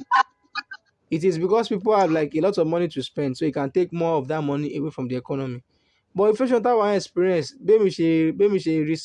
is cost push. So gbogbo bó ṣe ń try to like fúngunlé owó raise interest rate àwọn businesses tó yẹ kó máa rí owó yá láti máa fi gba àwọn èèyàn síṣẹ́ ẹ jẹ́ kó rí owó yá torí interest rate yẹn high. Àwọn èèyàn tẹ̀lé ń fúngun mọ́ wípé bí ẹ bá raise interest wọn máa save owó àwọn èèyàn tiẹ̀ lówó nǹkan tẹ́lẹ̀ láti ẹ̀ṣẹ̀ wá sọ pé wọ́n fẹ́ máa save ẹ̀. So me I don't think it is the right approach but I think there is a conflict of objectives because what CBN is trying to do that, and then that will also help them in rectifying the issue of the exchange rate. Gbogbo bó ṣe ń raise àwọn interest rate yẹn sókè yẹn, àwọn bó ṣe ń ṣe náà lọ ṣe ń ṣe open market operations ló ń ta treasury bills and everything o. So bó ṣe ń ṣe gbogbo nǹkan tó ń lọ yẹn, so they are trying to attract foreign investors láti wá ra àwọn securities in Nigerian government. So tẹ́yìn bá wá rà dollars lè máa fi rà. So tẹ́ bá fi dollars rà, dollars máa wọnú economy. Reason tí exchange rate wá fi yá ẹ̀ ni pé àwọn tó fẹ́ dollar wọ́n ju àwọn tó ń supply dollar lọ. That's why the exchange rate is terrible. Maybe kí tèmi tẹ̀ mọ́ ètò tẹ̀ jẹ́ǹsì bó ṣáà àwọn kan ti máa wà níbi 17, 16, 17. Ah, $1, one lásán mo tẹ̀ tó ti pé okay. Officially 15999. That's 16. Officially, 1,600. In the black market, 1,605. So ọ̀nà wọn. Ṣé bá ní kò sí black market money? Nígbà tí àwọn olórí official rate gbà ṣe báwọn tí àwọn tó in fact the way it is ṣàbọ̀ at least kò sí black market mọ́. They are still going to okay gbogbo àwọn tó wà ní airport because a ní ẹnìkan tó ṣe ti lóyìnbó dé na wọ́n ní nígbà tí bọ́ ṣe ń bọ́ta bọ́ ṣe ń try àti bọ́ta kúrò ní airport, àwọn èèyàn tó ń àwọn bureau de change àbí kí ló máa ń pè wọ́n tó gbé dọ́là dání ṣẹfẹ́ change ní ṣe bí black market ni. So is that the official channel? So is that the official channel tó yẹ káwọn èèyàn máa gbà? Ẹ mọ̀. Then at some point the central bank also did something. The central bank ń ta $20,000 fún àwọn black marketers. Ó wá fi iye tí wọ́n gbọ́dọ̀ máa tà ó wá fi sí. So that's like a price regulation, a price control. So okay, they made the money available to them, and then you must not sell it beyond this amount. So iye tó lẹ́nu pé kọ́ máa ta above yẹn, so it is close to what the official exchange rate is. So ó yà pé òun ló fi ní 1605 àti 1599 tí wọ́n fi really jìnnà síra because approximately that is still 16.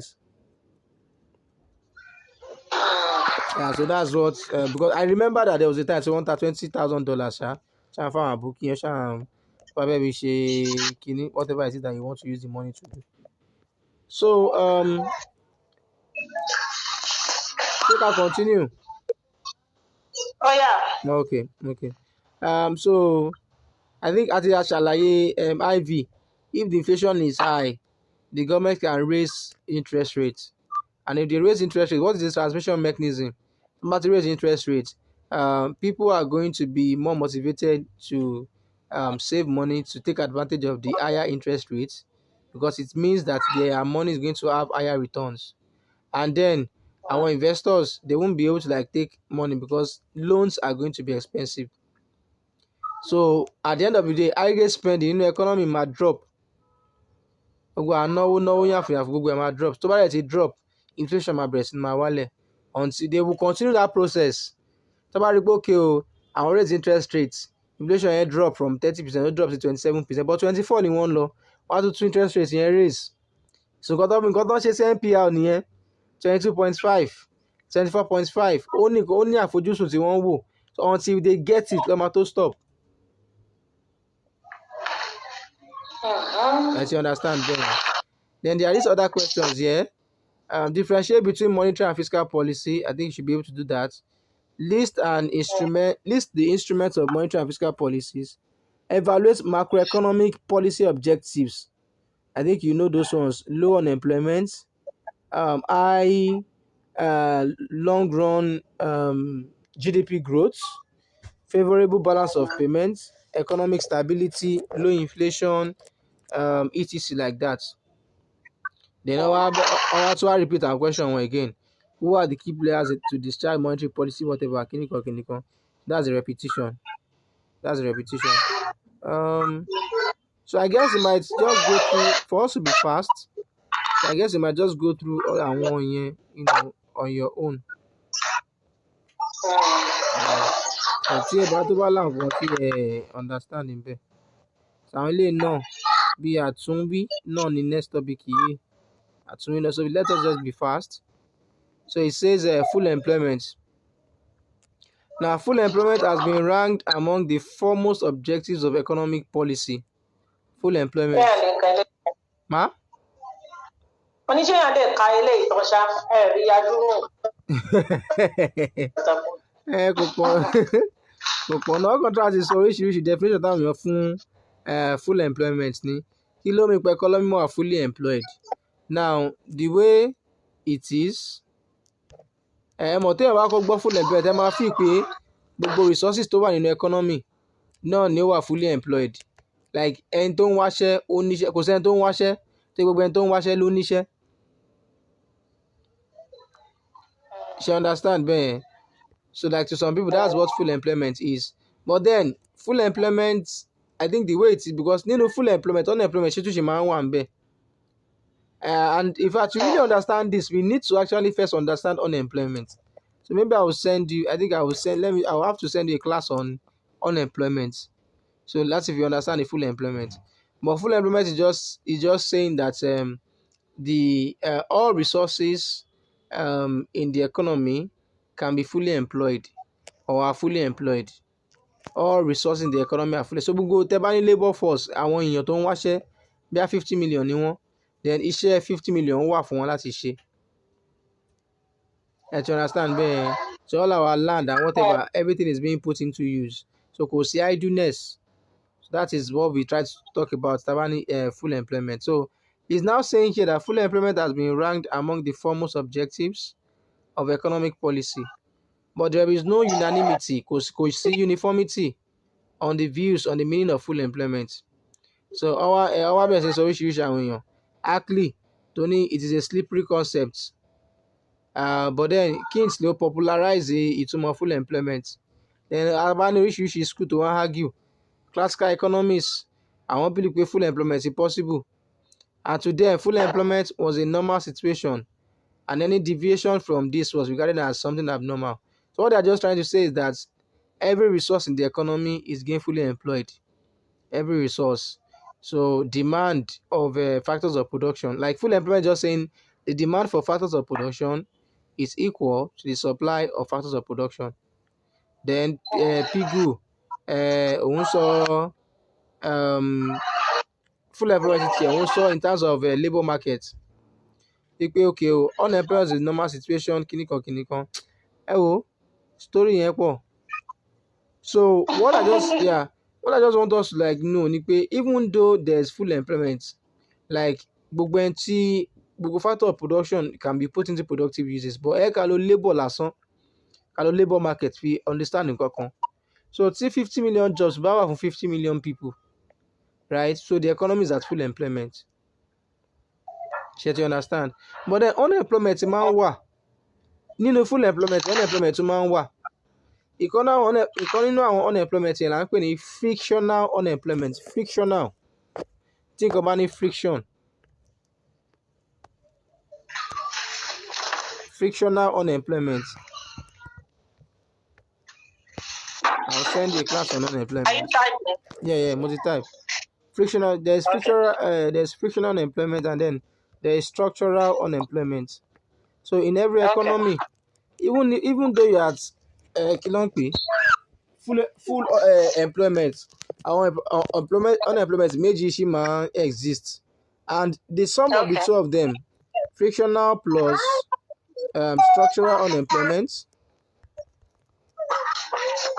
kíní gbogbo máàkù ló ṣàfẹ́ kọ yín tán nínú kíní ẹ̀kan. Frictional plus structural unemployment equals to cyclical unemployment. Cyclical unemployment.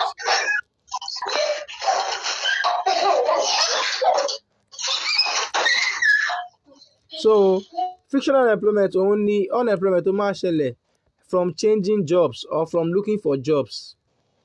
The unemployment as a result of a search for jobs or as a result of changing jobs.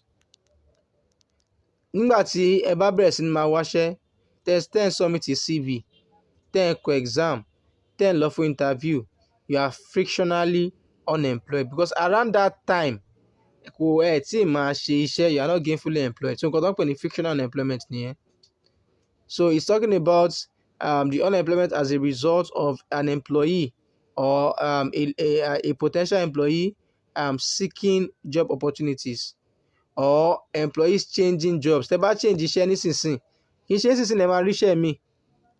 So you have to like apply to another job, go for interviews, and do whatever you want to do. So like ó lè jẹ́ 1 day, ó lè jẹ́ 3 days, ó lè jẹ́ 5 days, ó lè jẹ́ 1 month, depending on whatever. So that's period of time òun ló ń pè ní frictional unemployment. So you are frictionally unemployed. Now for structural unemployment, eléyìí ni unemployment due to mismatch in the skills that are needed in where jobs are available and the skills that the laborers have. So structural unemployment is the unemployment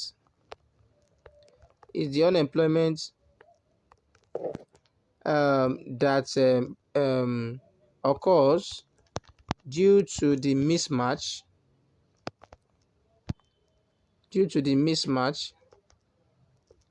in the skills required at workplaces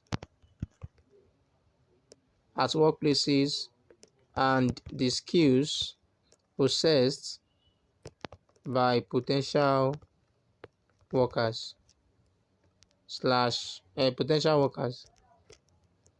So èèyàn 50 million lè wà nínú economy tó ń wáṣẹ́, kí 50 million jobs wà, but those 50 million people ó lè jẹ́ pé bóyá agric ni many of them lọ read, àbí bóyá lọ ka economics bíi tèmi báyìí. But nínú ní corporate world, gbogbo ibi tí wọ́n apply tí wọ́n fẹ́ ríṣẹ́ sí, ó lè jẹ́ pé computer scientist ni wọ́n ń wá. So the fact that you don't have the skill required to be a computer scientist or to be a programmer, then you are structurally unemployed. Structure economy ti change, so ti sọ ẹ́ ẹni tí ò níṣẹ́. Mi mọ̀ bí I understand bẹ́ẹ̀ yẹn. But for frictional unemployment,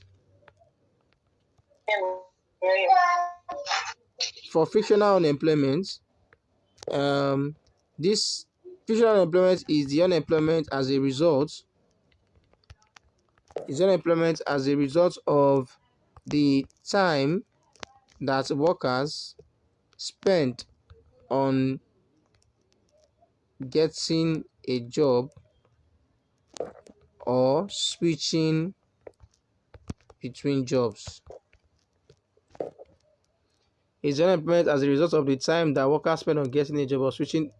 So kò sí ọgbọ́n, kò sí bí economy ṣe máa rí tí kò ní sí frictional unemployment. Like kò possible. Tẹ́ bá fi iṣẹ́ kan lẹ̀, ẹ kì í get iṣẹ́ kan, like ẹ kì í get iṣẹ́ immediately. So like even though like there are jobs for you to do, they would have to assess you to know that okay, you are fit for the job. So there's going to be frictional unemployment.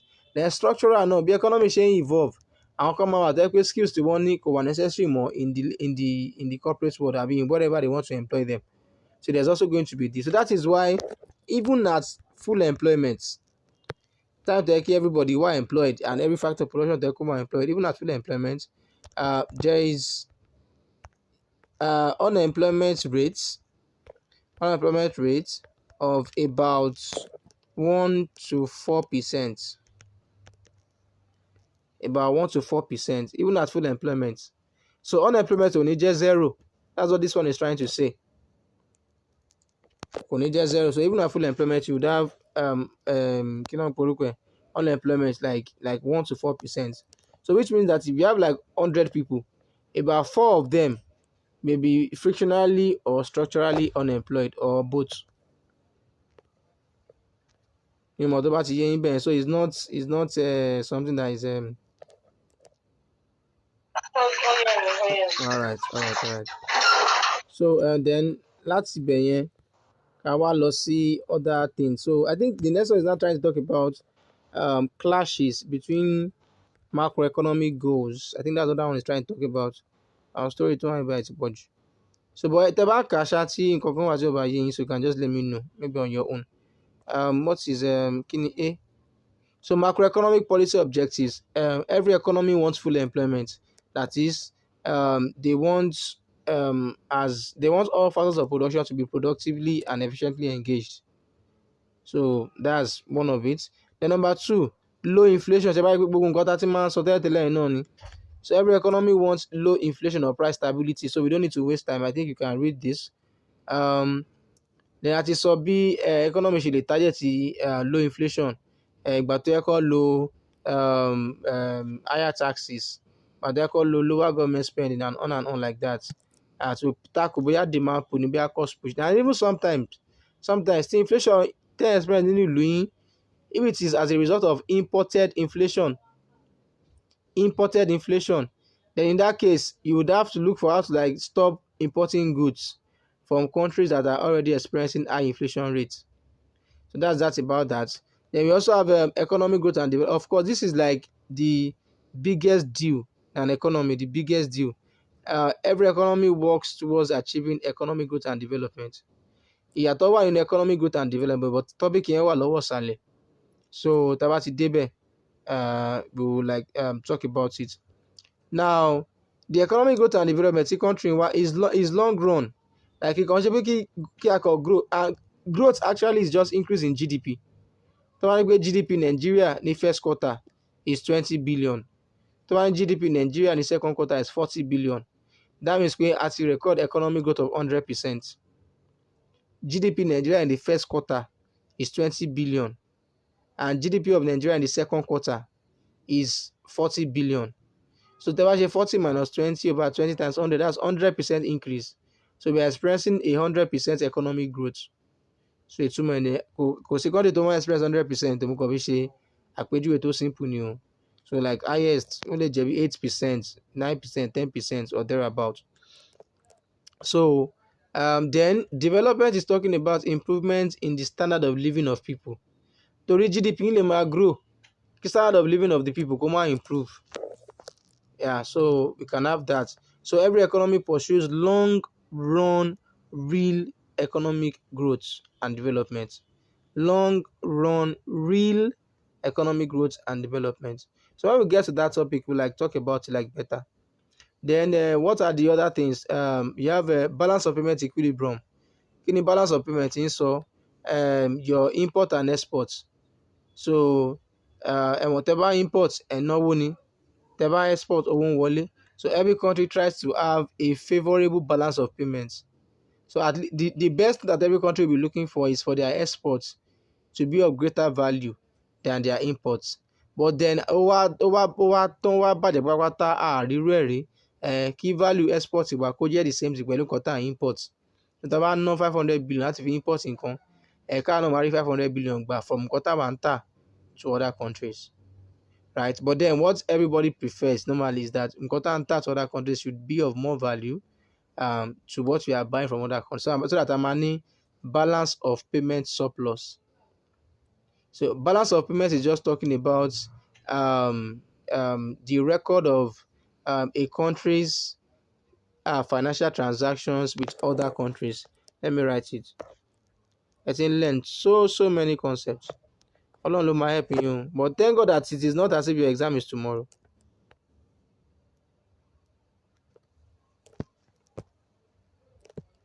Kí lẹ sọ? Mo ní ẹ ti learn so many concepts lẹ́ẹ̀kan náà pé we thank God that your exam is not tomorrow. Torí ẹ̀ náà ló jẹ́ kí n tètè bẹ̀rẹ̀. Ìfà ẹ̀sámù wa báyìí àti ìdímọ̀ àti ìṣe registration semester ìgbà. Ẹ ti wọlé náà, ṣe bẹ́ẹ̀ sọ pé ẹ ti wọlé. A ti wọlé, wọ́n ń ṣe portal migration àbí kí tẹ̀ náà láwọn ń ṣe ní. Wọ́n ń ṣe gbogbo ẹ̀ lọ́wọ́. Mo rò bẹ́ẹ̀ ti wọlé ni o. A ti wọlé láti July. Láti July. Okay, but this is August. Okay, this is still early August. Record of economic financial transaction with other countries. So a lè ní balance of payments, surplus or deficit a lè ní. Surplus is all about what is coming in being more than what is going out. So if you have more exports, if exports is greater in value, if export is greater than imports, ẹ máa ní BOP, balance of payment surplus, owó tó ń wọnú economy ju owó tó ń jáde lọ. money balance of payment surplus. And then if exports is lesser than imports, money balance of payment deficit. And if exports is equal to imports, money balanced balance of payments. Balanced balance BOP lè máa níbẹ̀. So bí ti budget ṣe wà náà ni ti balance of payment náà ṣe wà.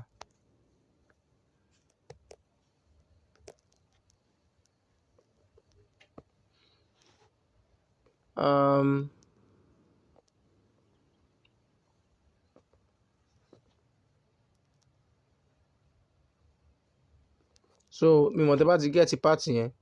So then after that we now have equitable income redistribution. So gbogbo economy náà ló máa ń try pé àwọn tó ní kò sí too much gap láàrin àwọn tó ní àti àwọn tí ò ní. So you are trying to ensure that in your economy you don't have so many people that don't have at all and just few people that have so much. So every country tries to like limit that. But then country may not lose rí.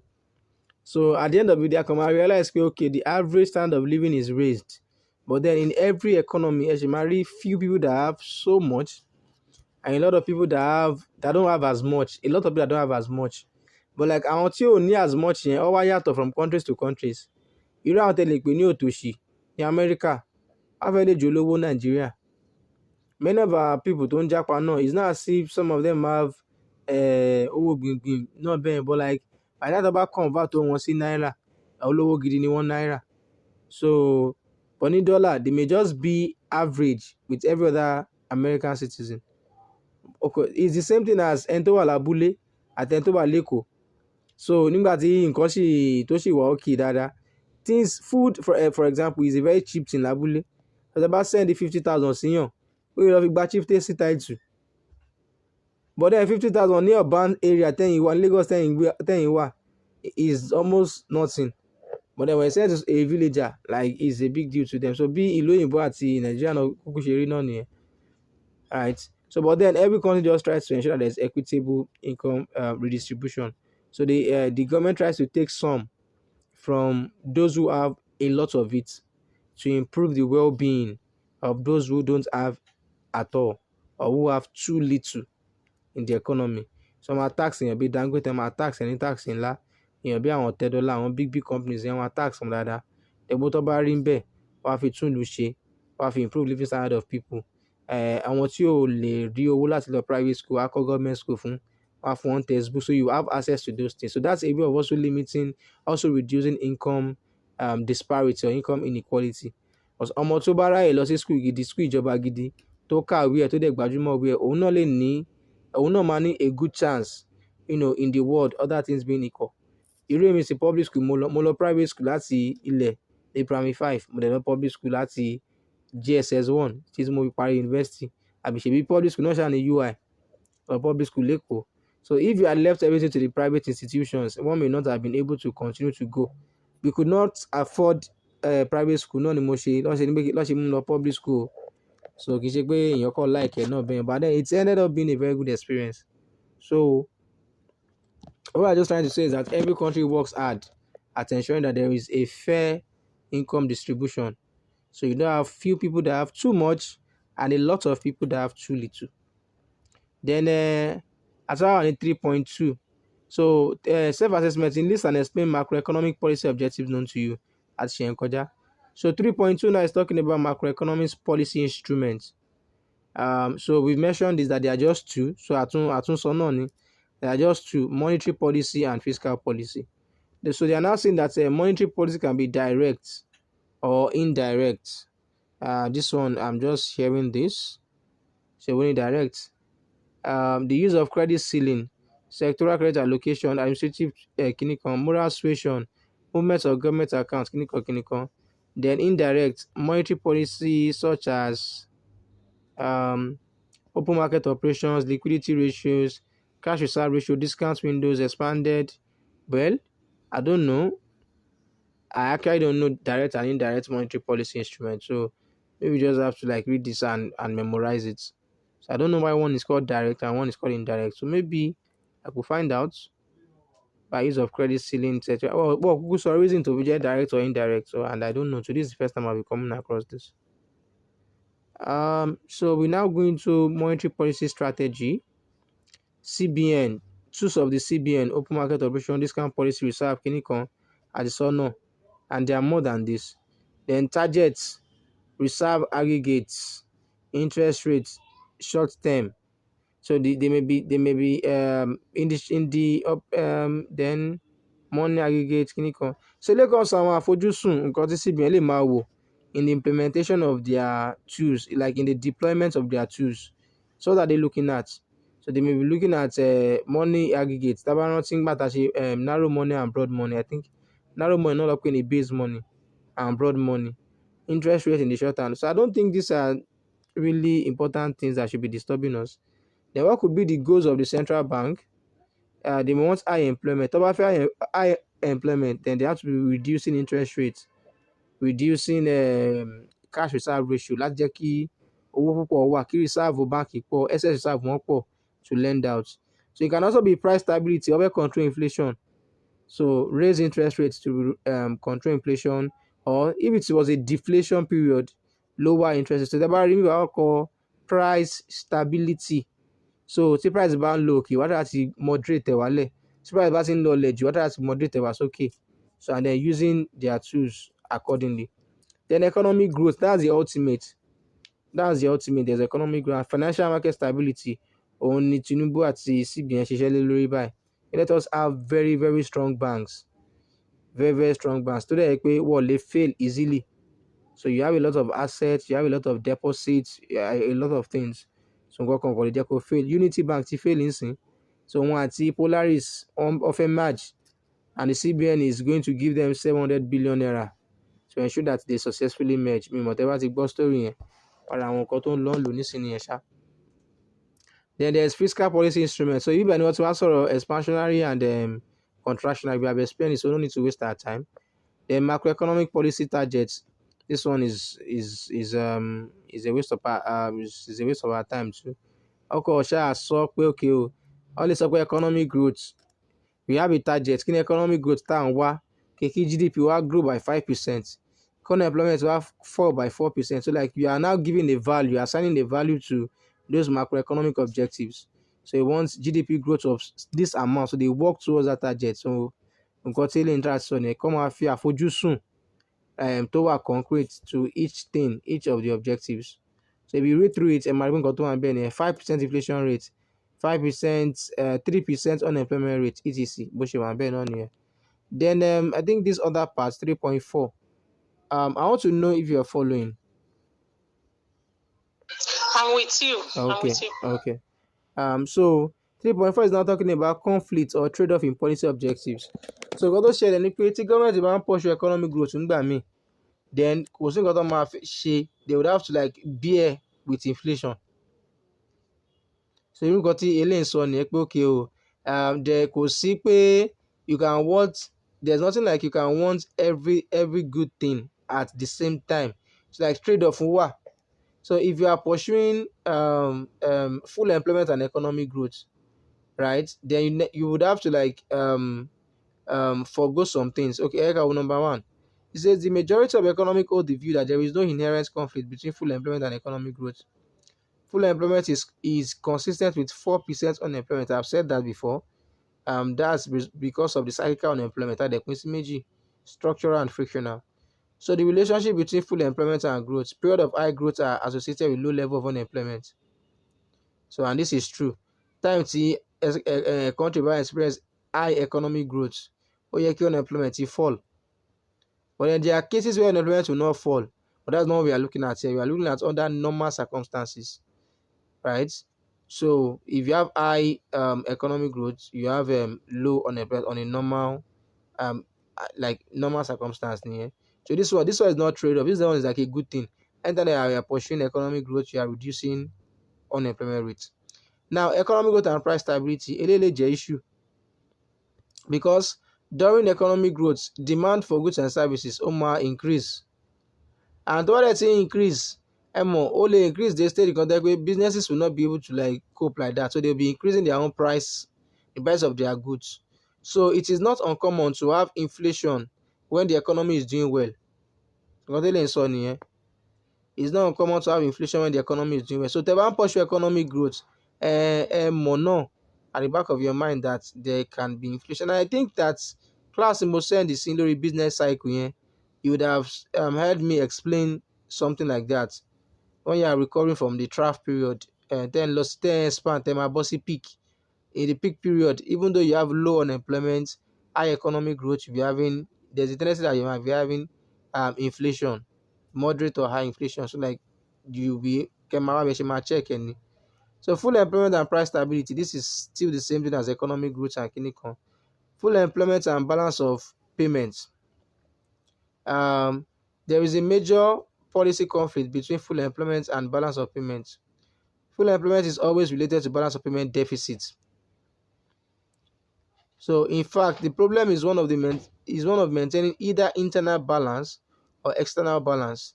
If there is a balance of payment deficit, then a policy of reducing expenditure will reduce imports, but it will lead to unemployment in the country.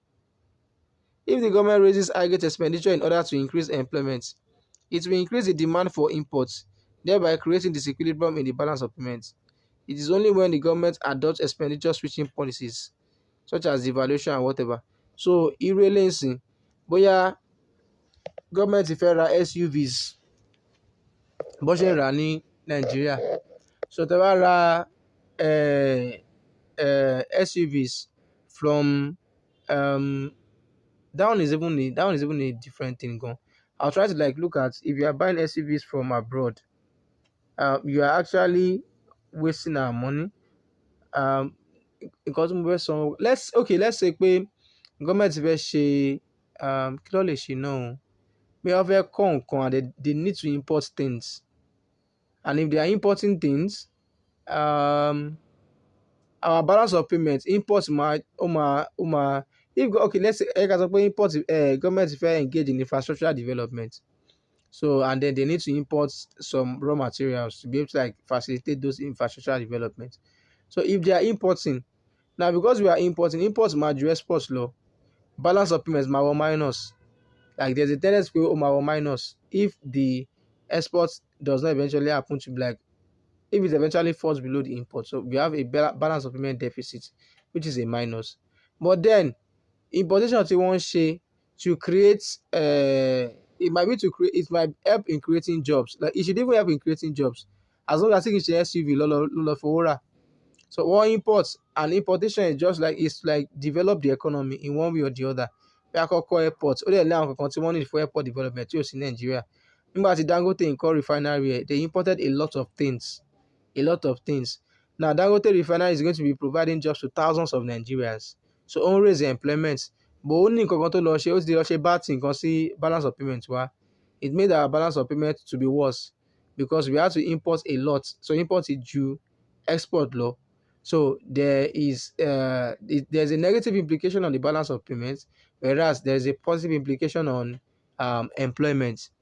So the spending raises employment, but it worsens our balance of payment. So that's a trade-off. No, láàrin full employment and balance of payment. So it's now it's not going to fall on the government to find what they can do to ensure moderation. Okay, pẹ̀lú bá ṣe ń pursue balance of payment, ká má lọ suffer jù in terms of our balance of payments, because all of those importation ló ń padà affect exchange rate. Exchange rate was feeling worse. So they mentioned it here now that one thing that the government can do is to devalue the currency. So if the exchange rate is worse, they can devalue the currency, which means that the CBN will be supporting, subsidize the exchange rate. Nǹkan tó mean nìyẹn. CBN will be subsidizing the exchange rate. So if it's fall short, CBN will supply additional dollars. Nǹkan tó dẹ̀ ṣe tẹ́lẹ̀tẹ́lẹ̀ nìyẹn, until ìgbà tí bàbá Tinubu dé tó dẹ̀ yọ, because that devaluation was not helping, to be honest. Àwọn kan wá kàn máa jókòó sílé wọn, they can borrow $1 billion from CBN, àwọn tó ní connection, wọ́n yá $1 billion láti ọwọ́ CBN, wọ́n á dẹ̀ lọ tà á ní, wọ́n máa gbà ní lower exchange rate from CBN, then wọ́n máa lọ tà ní higher exchange rate ní black market. So ẹni tó yá $1 billion lọ́wọ́ CBN tó máa fi dá $1.1 billion padà, á lọ sí black market, á lọ ta $1 billion yẹn fún 1.4 billion, á dá 1.1 padà sí ọ̀dọ̀ CBN, á lè jèrè $300 million without producing anything. So mi mọ̀ tẹ́ bá gbọ́ point tí mo sọ yẹn. mi mo understand ẹ. Okay, so without. Ó mì pé bó ṣe yọ yẹn dà bí. Bó ṣe yọ yẹn dà, bó ṣe yọ yẹn dà, so kò sí àyè pé o kò because gbogbo kí ní tà sọ orí fóònù ni o, so mo kò lè ní $300 million sí bá ní connection pẹ̀lú CBN kẹ̀ yá mi ní iye báyìí, then àwọn àtà fáwọn àbókí mo lè má kún nílé mi rárá, àdéhìí $300 million without doing anything. So when he removed the kí ló ń pè é, when he stopped, ìgbà tó allow currency láti float, ìtumọ̀ ẹ̀ nìyẹn. So when it's floated, kò sí the CBN was no longer supporting our exchange rates. So allowing it to float, ó wá jẹ́ ká rí real value of our naira, olúwa fi ń bọ́ sí 16, 17, lọ́nà 19 kíní kan, pé that is the real value of our naira. So nǹkan tá a bá fẹ́ ṣe, ẹ ṣe níye yẹn. So ta ló máa gba dọ́là lọ́wọ́ CBN sí tó máa gbà ní 1,006, táwọn àlọ́ máa tà ní 1,605. Àwọn kan sì lè máa ṣe ṣàbọ̀ like kò pay mọ́ bí ó ṣe máa ń pay ní before Tinubu removed that thing. So like unification of the exchange rate actually makes sense. Actually, so that's one of them that they can also do. Then price stability and balance of payments. Kò sí conflict in B. Fiscal and monetary policies aim at controlling inflation to discourage imports and encourage exports, and thus they help to attain balance of payment equilibrium. However, if the government tries to remove unemployment and allow some inflation within the economy, they will discourage exports and encourage imports, thereby leading to disequilibrium, whatever like that.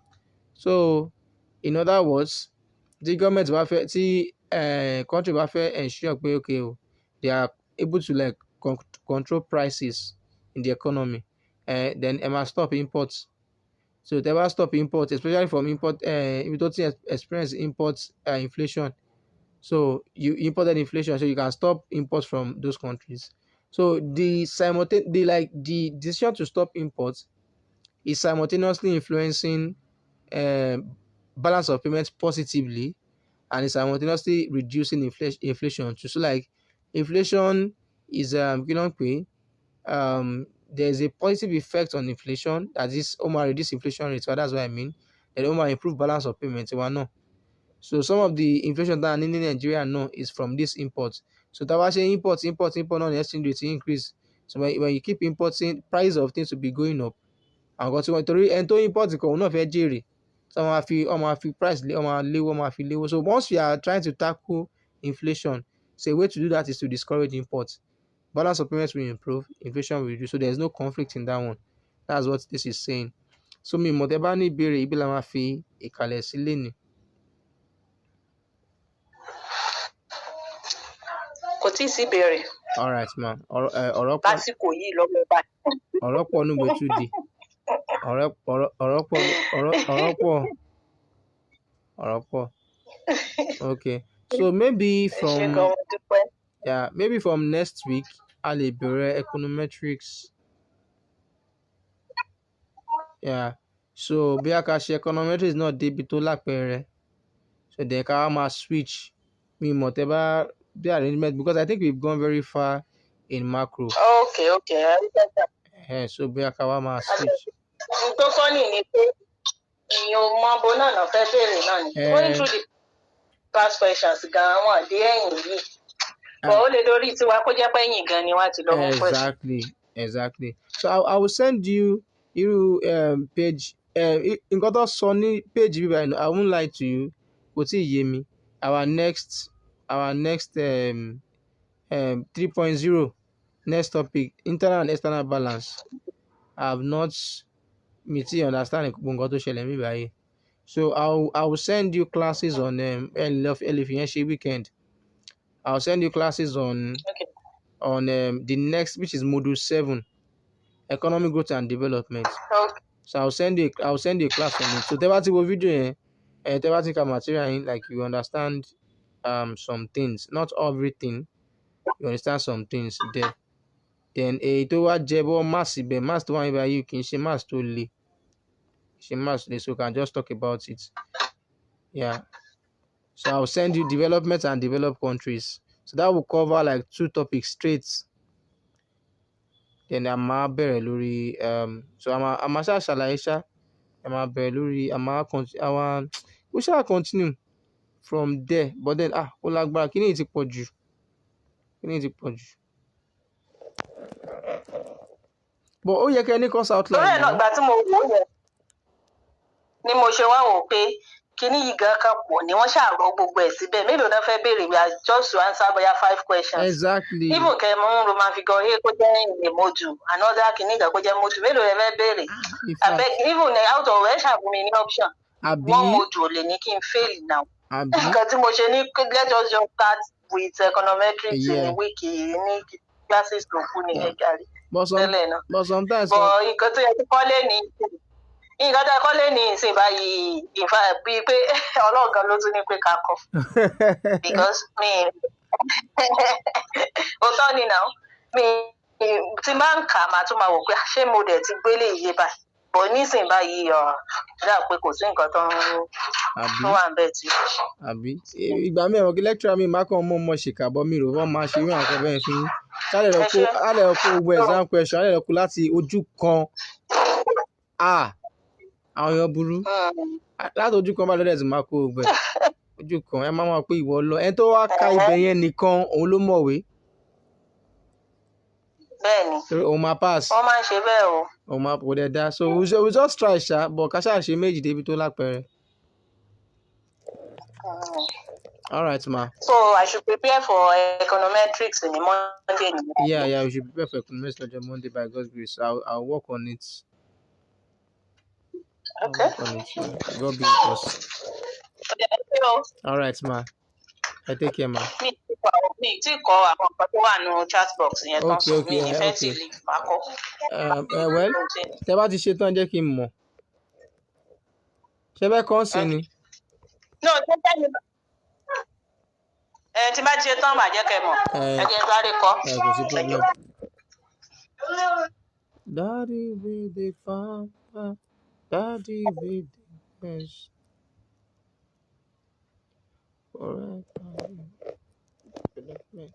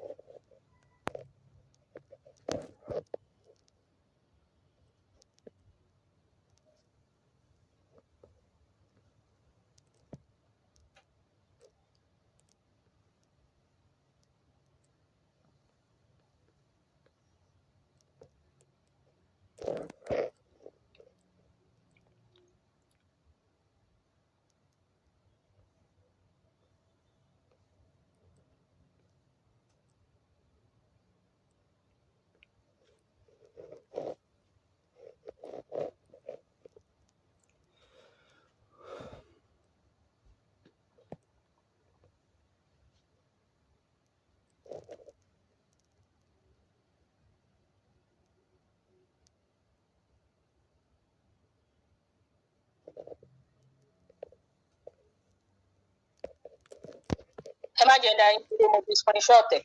Okay. That's cool. That's cool. Ẹ ṣe. All right, ma. I take care, ma.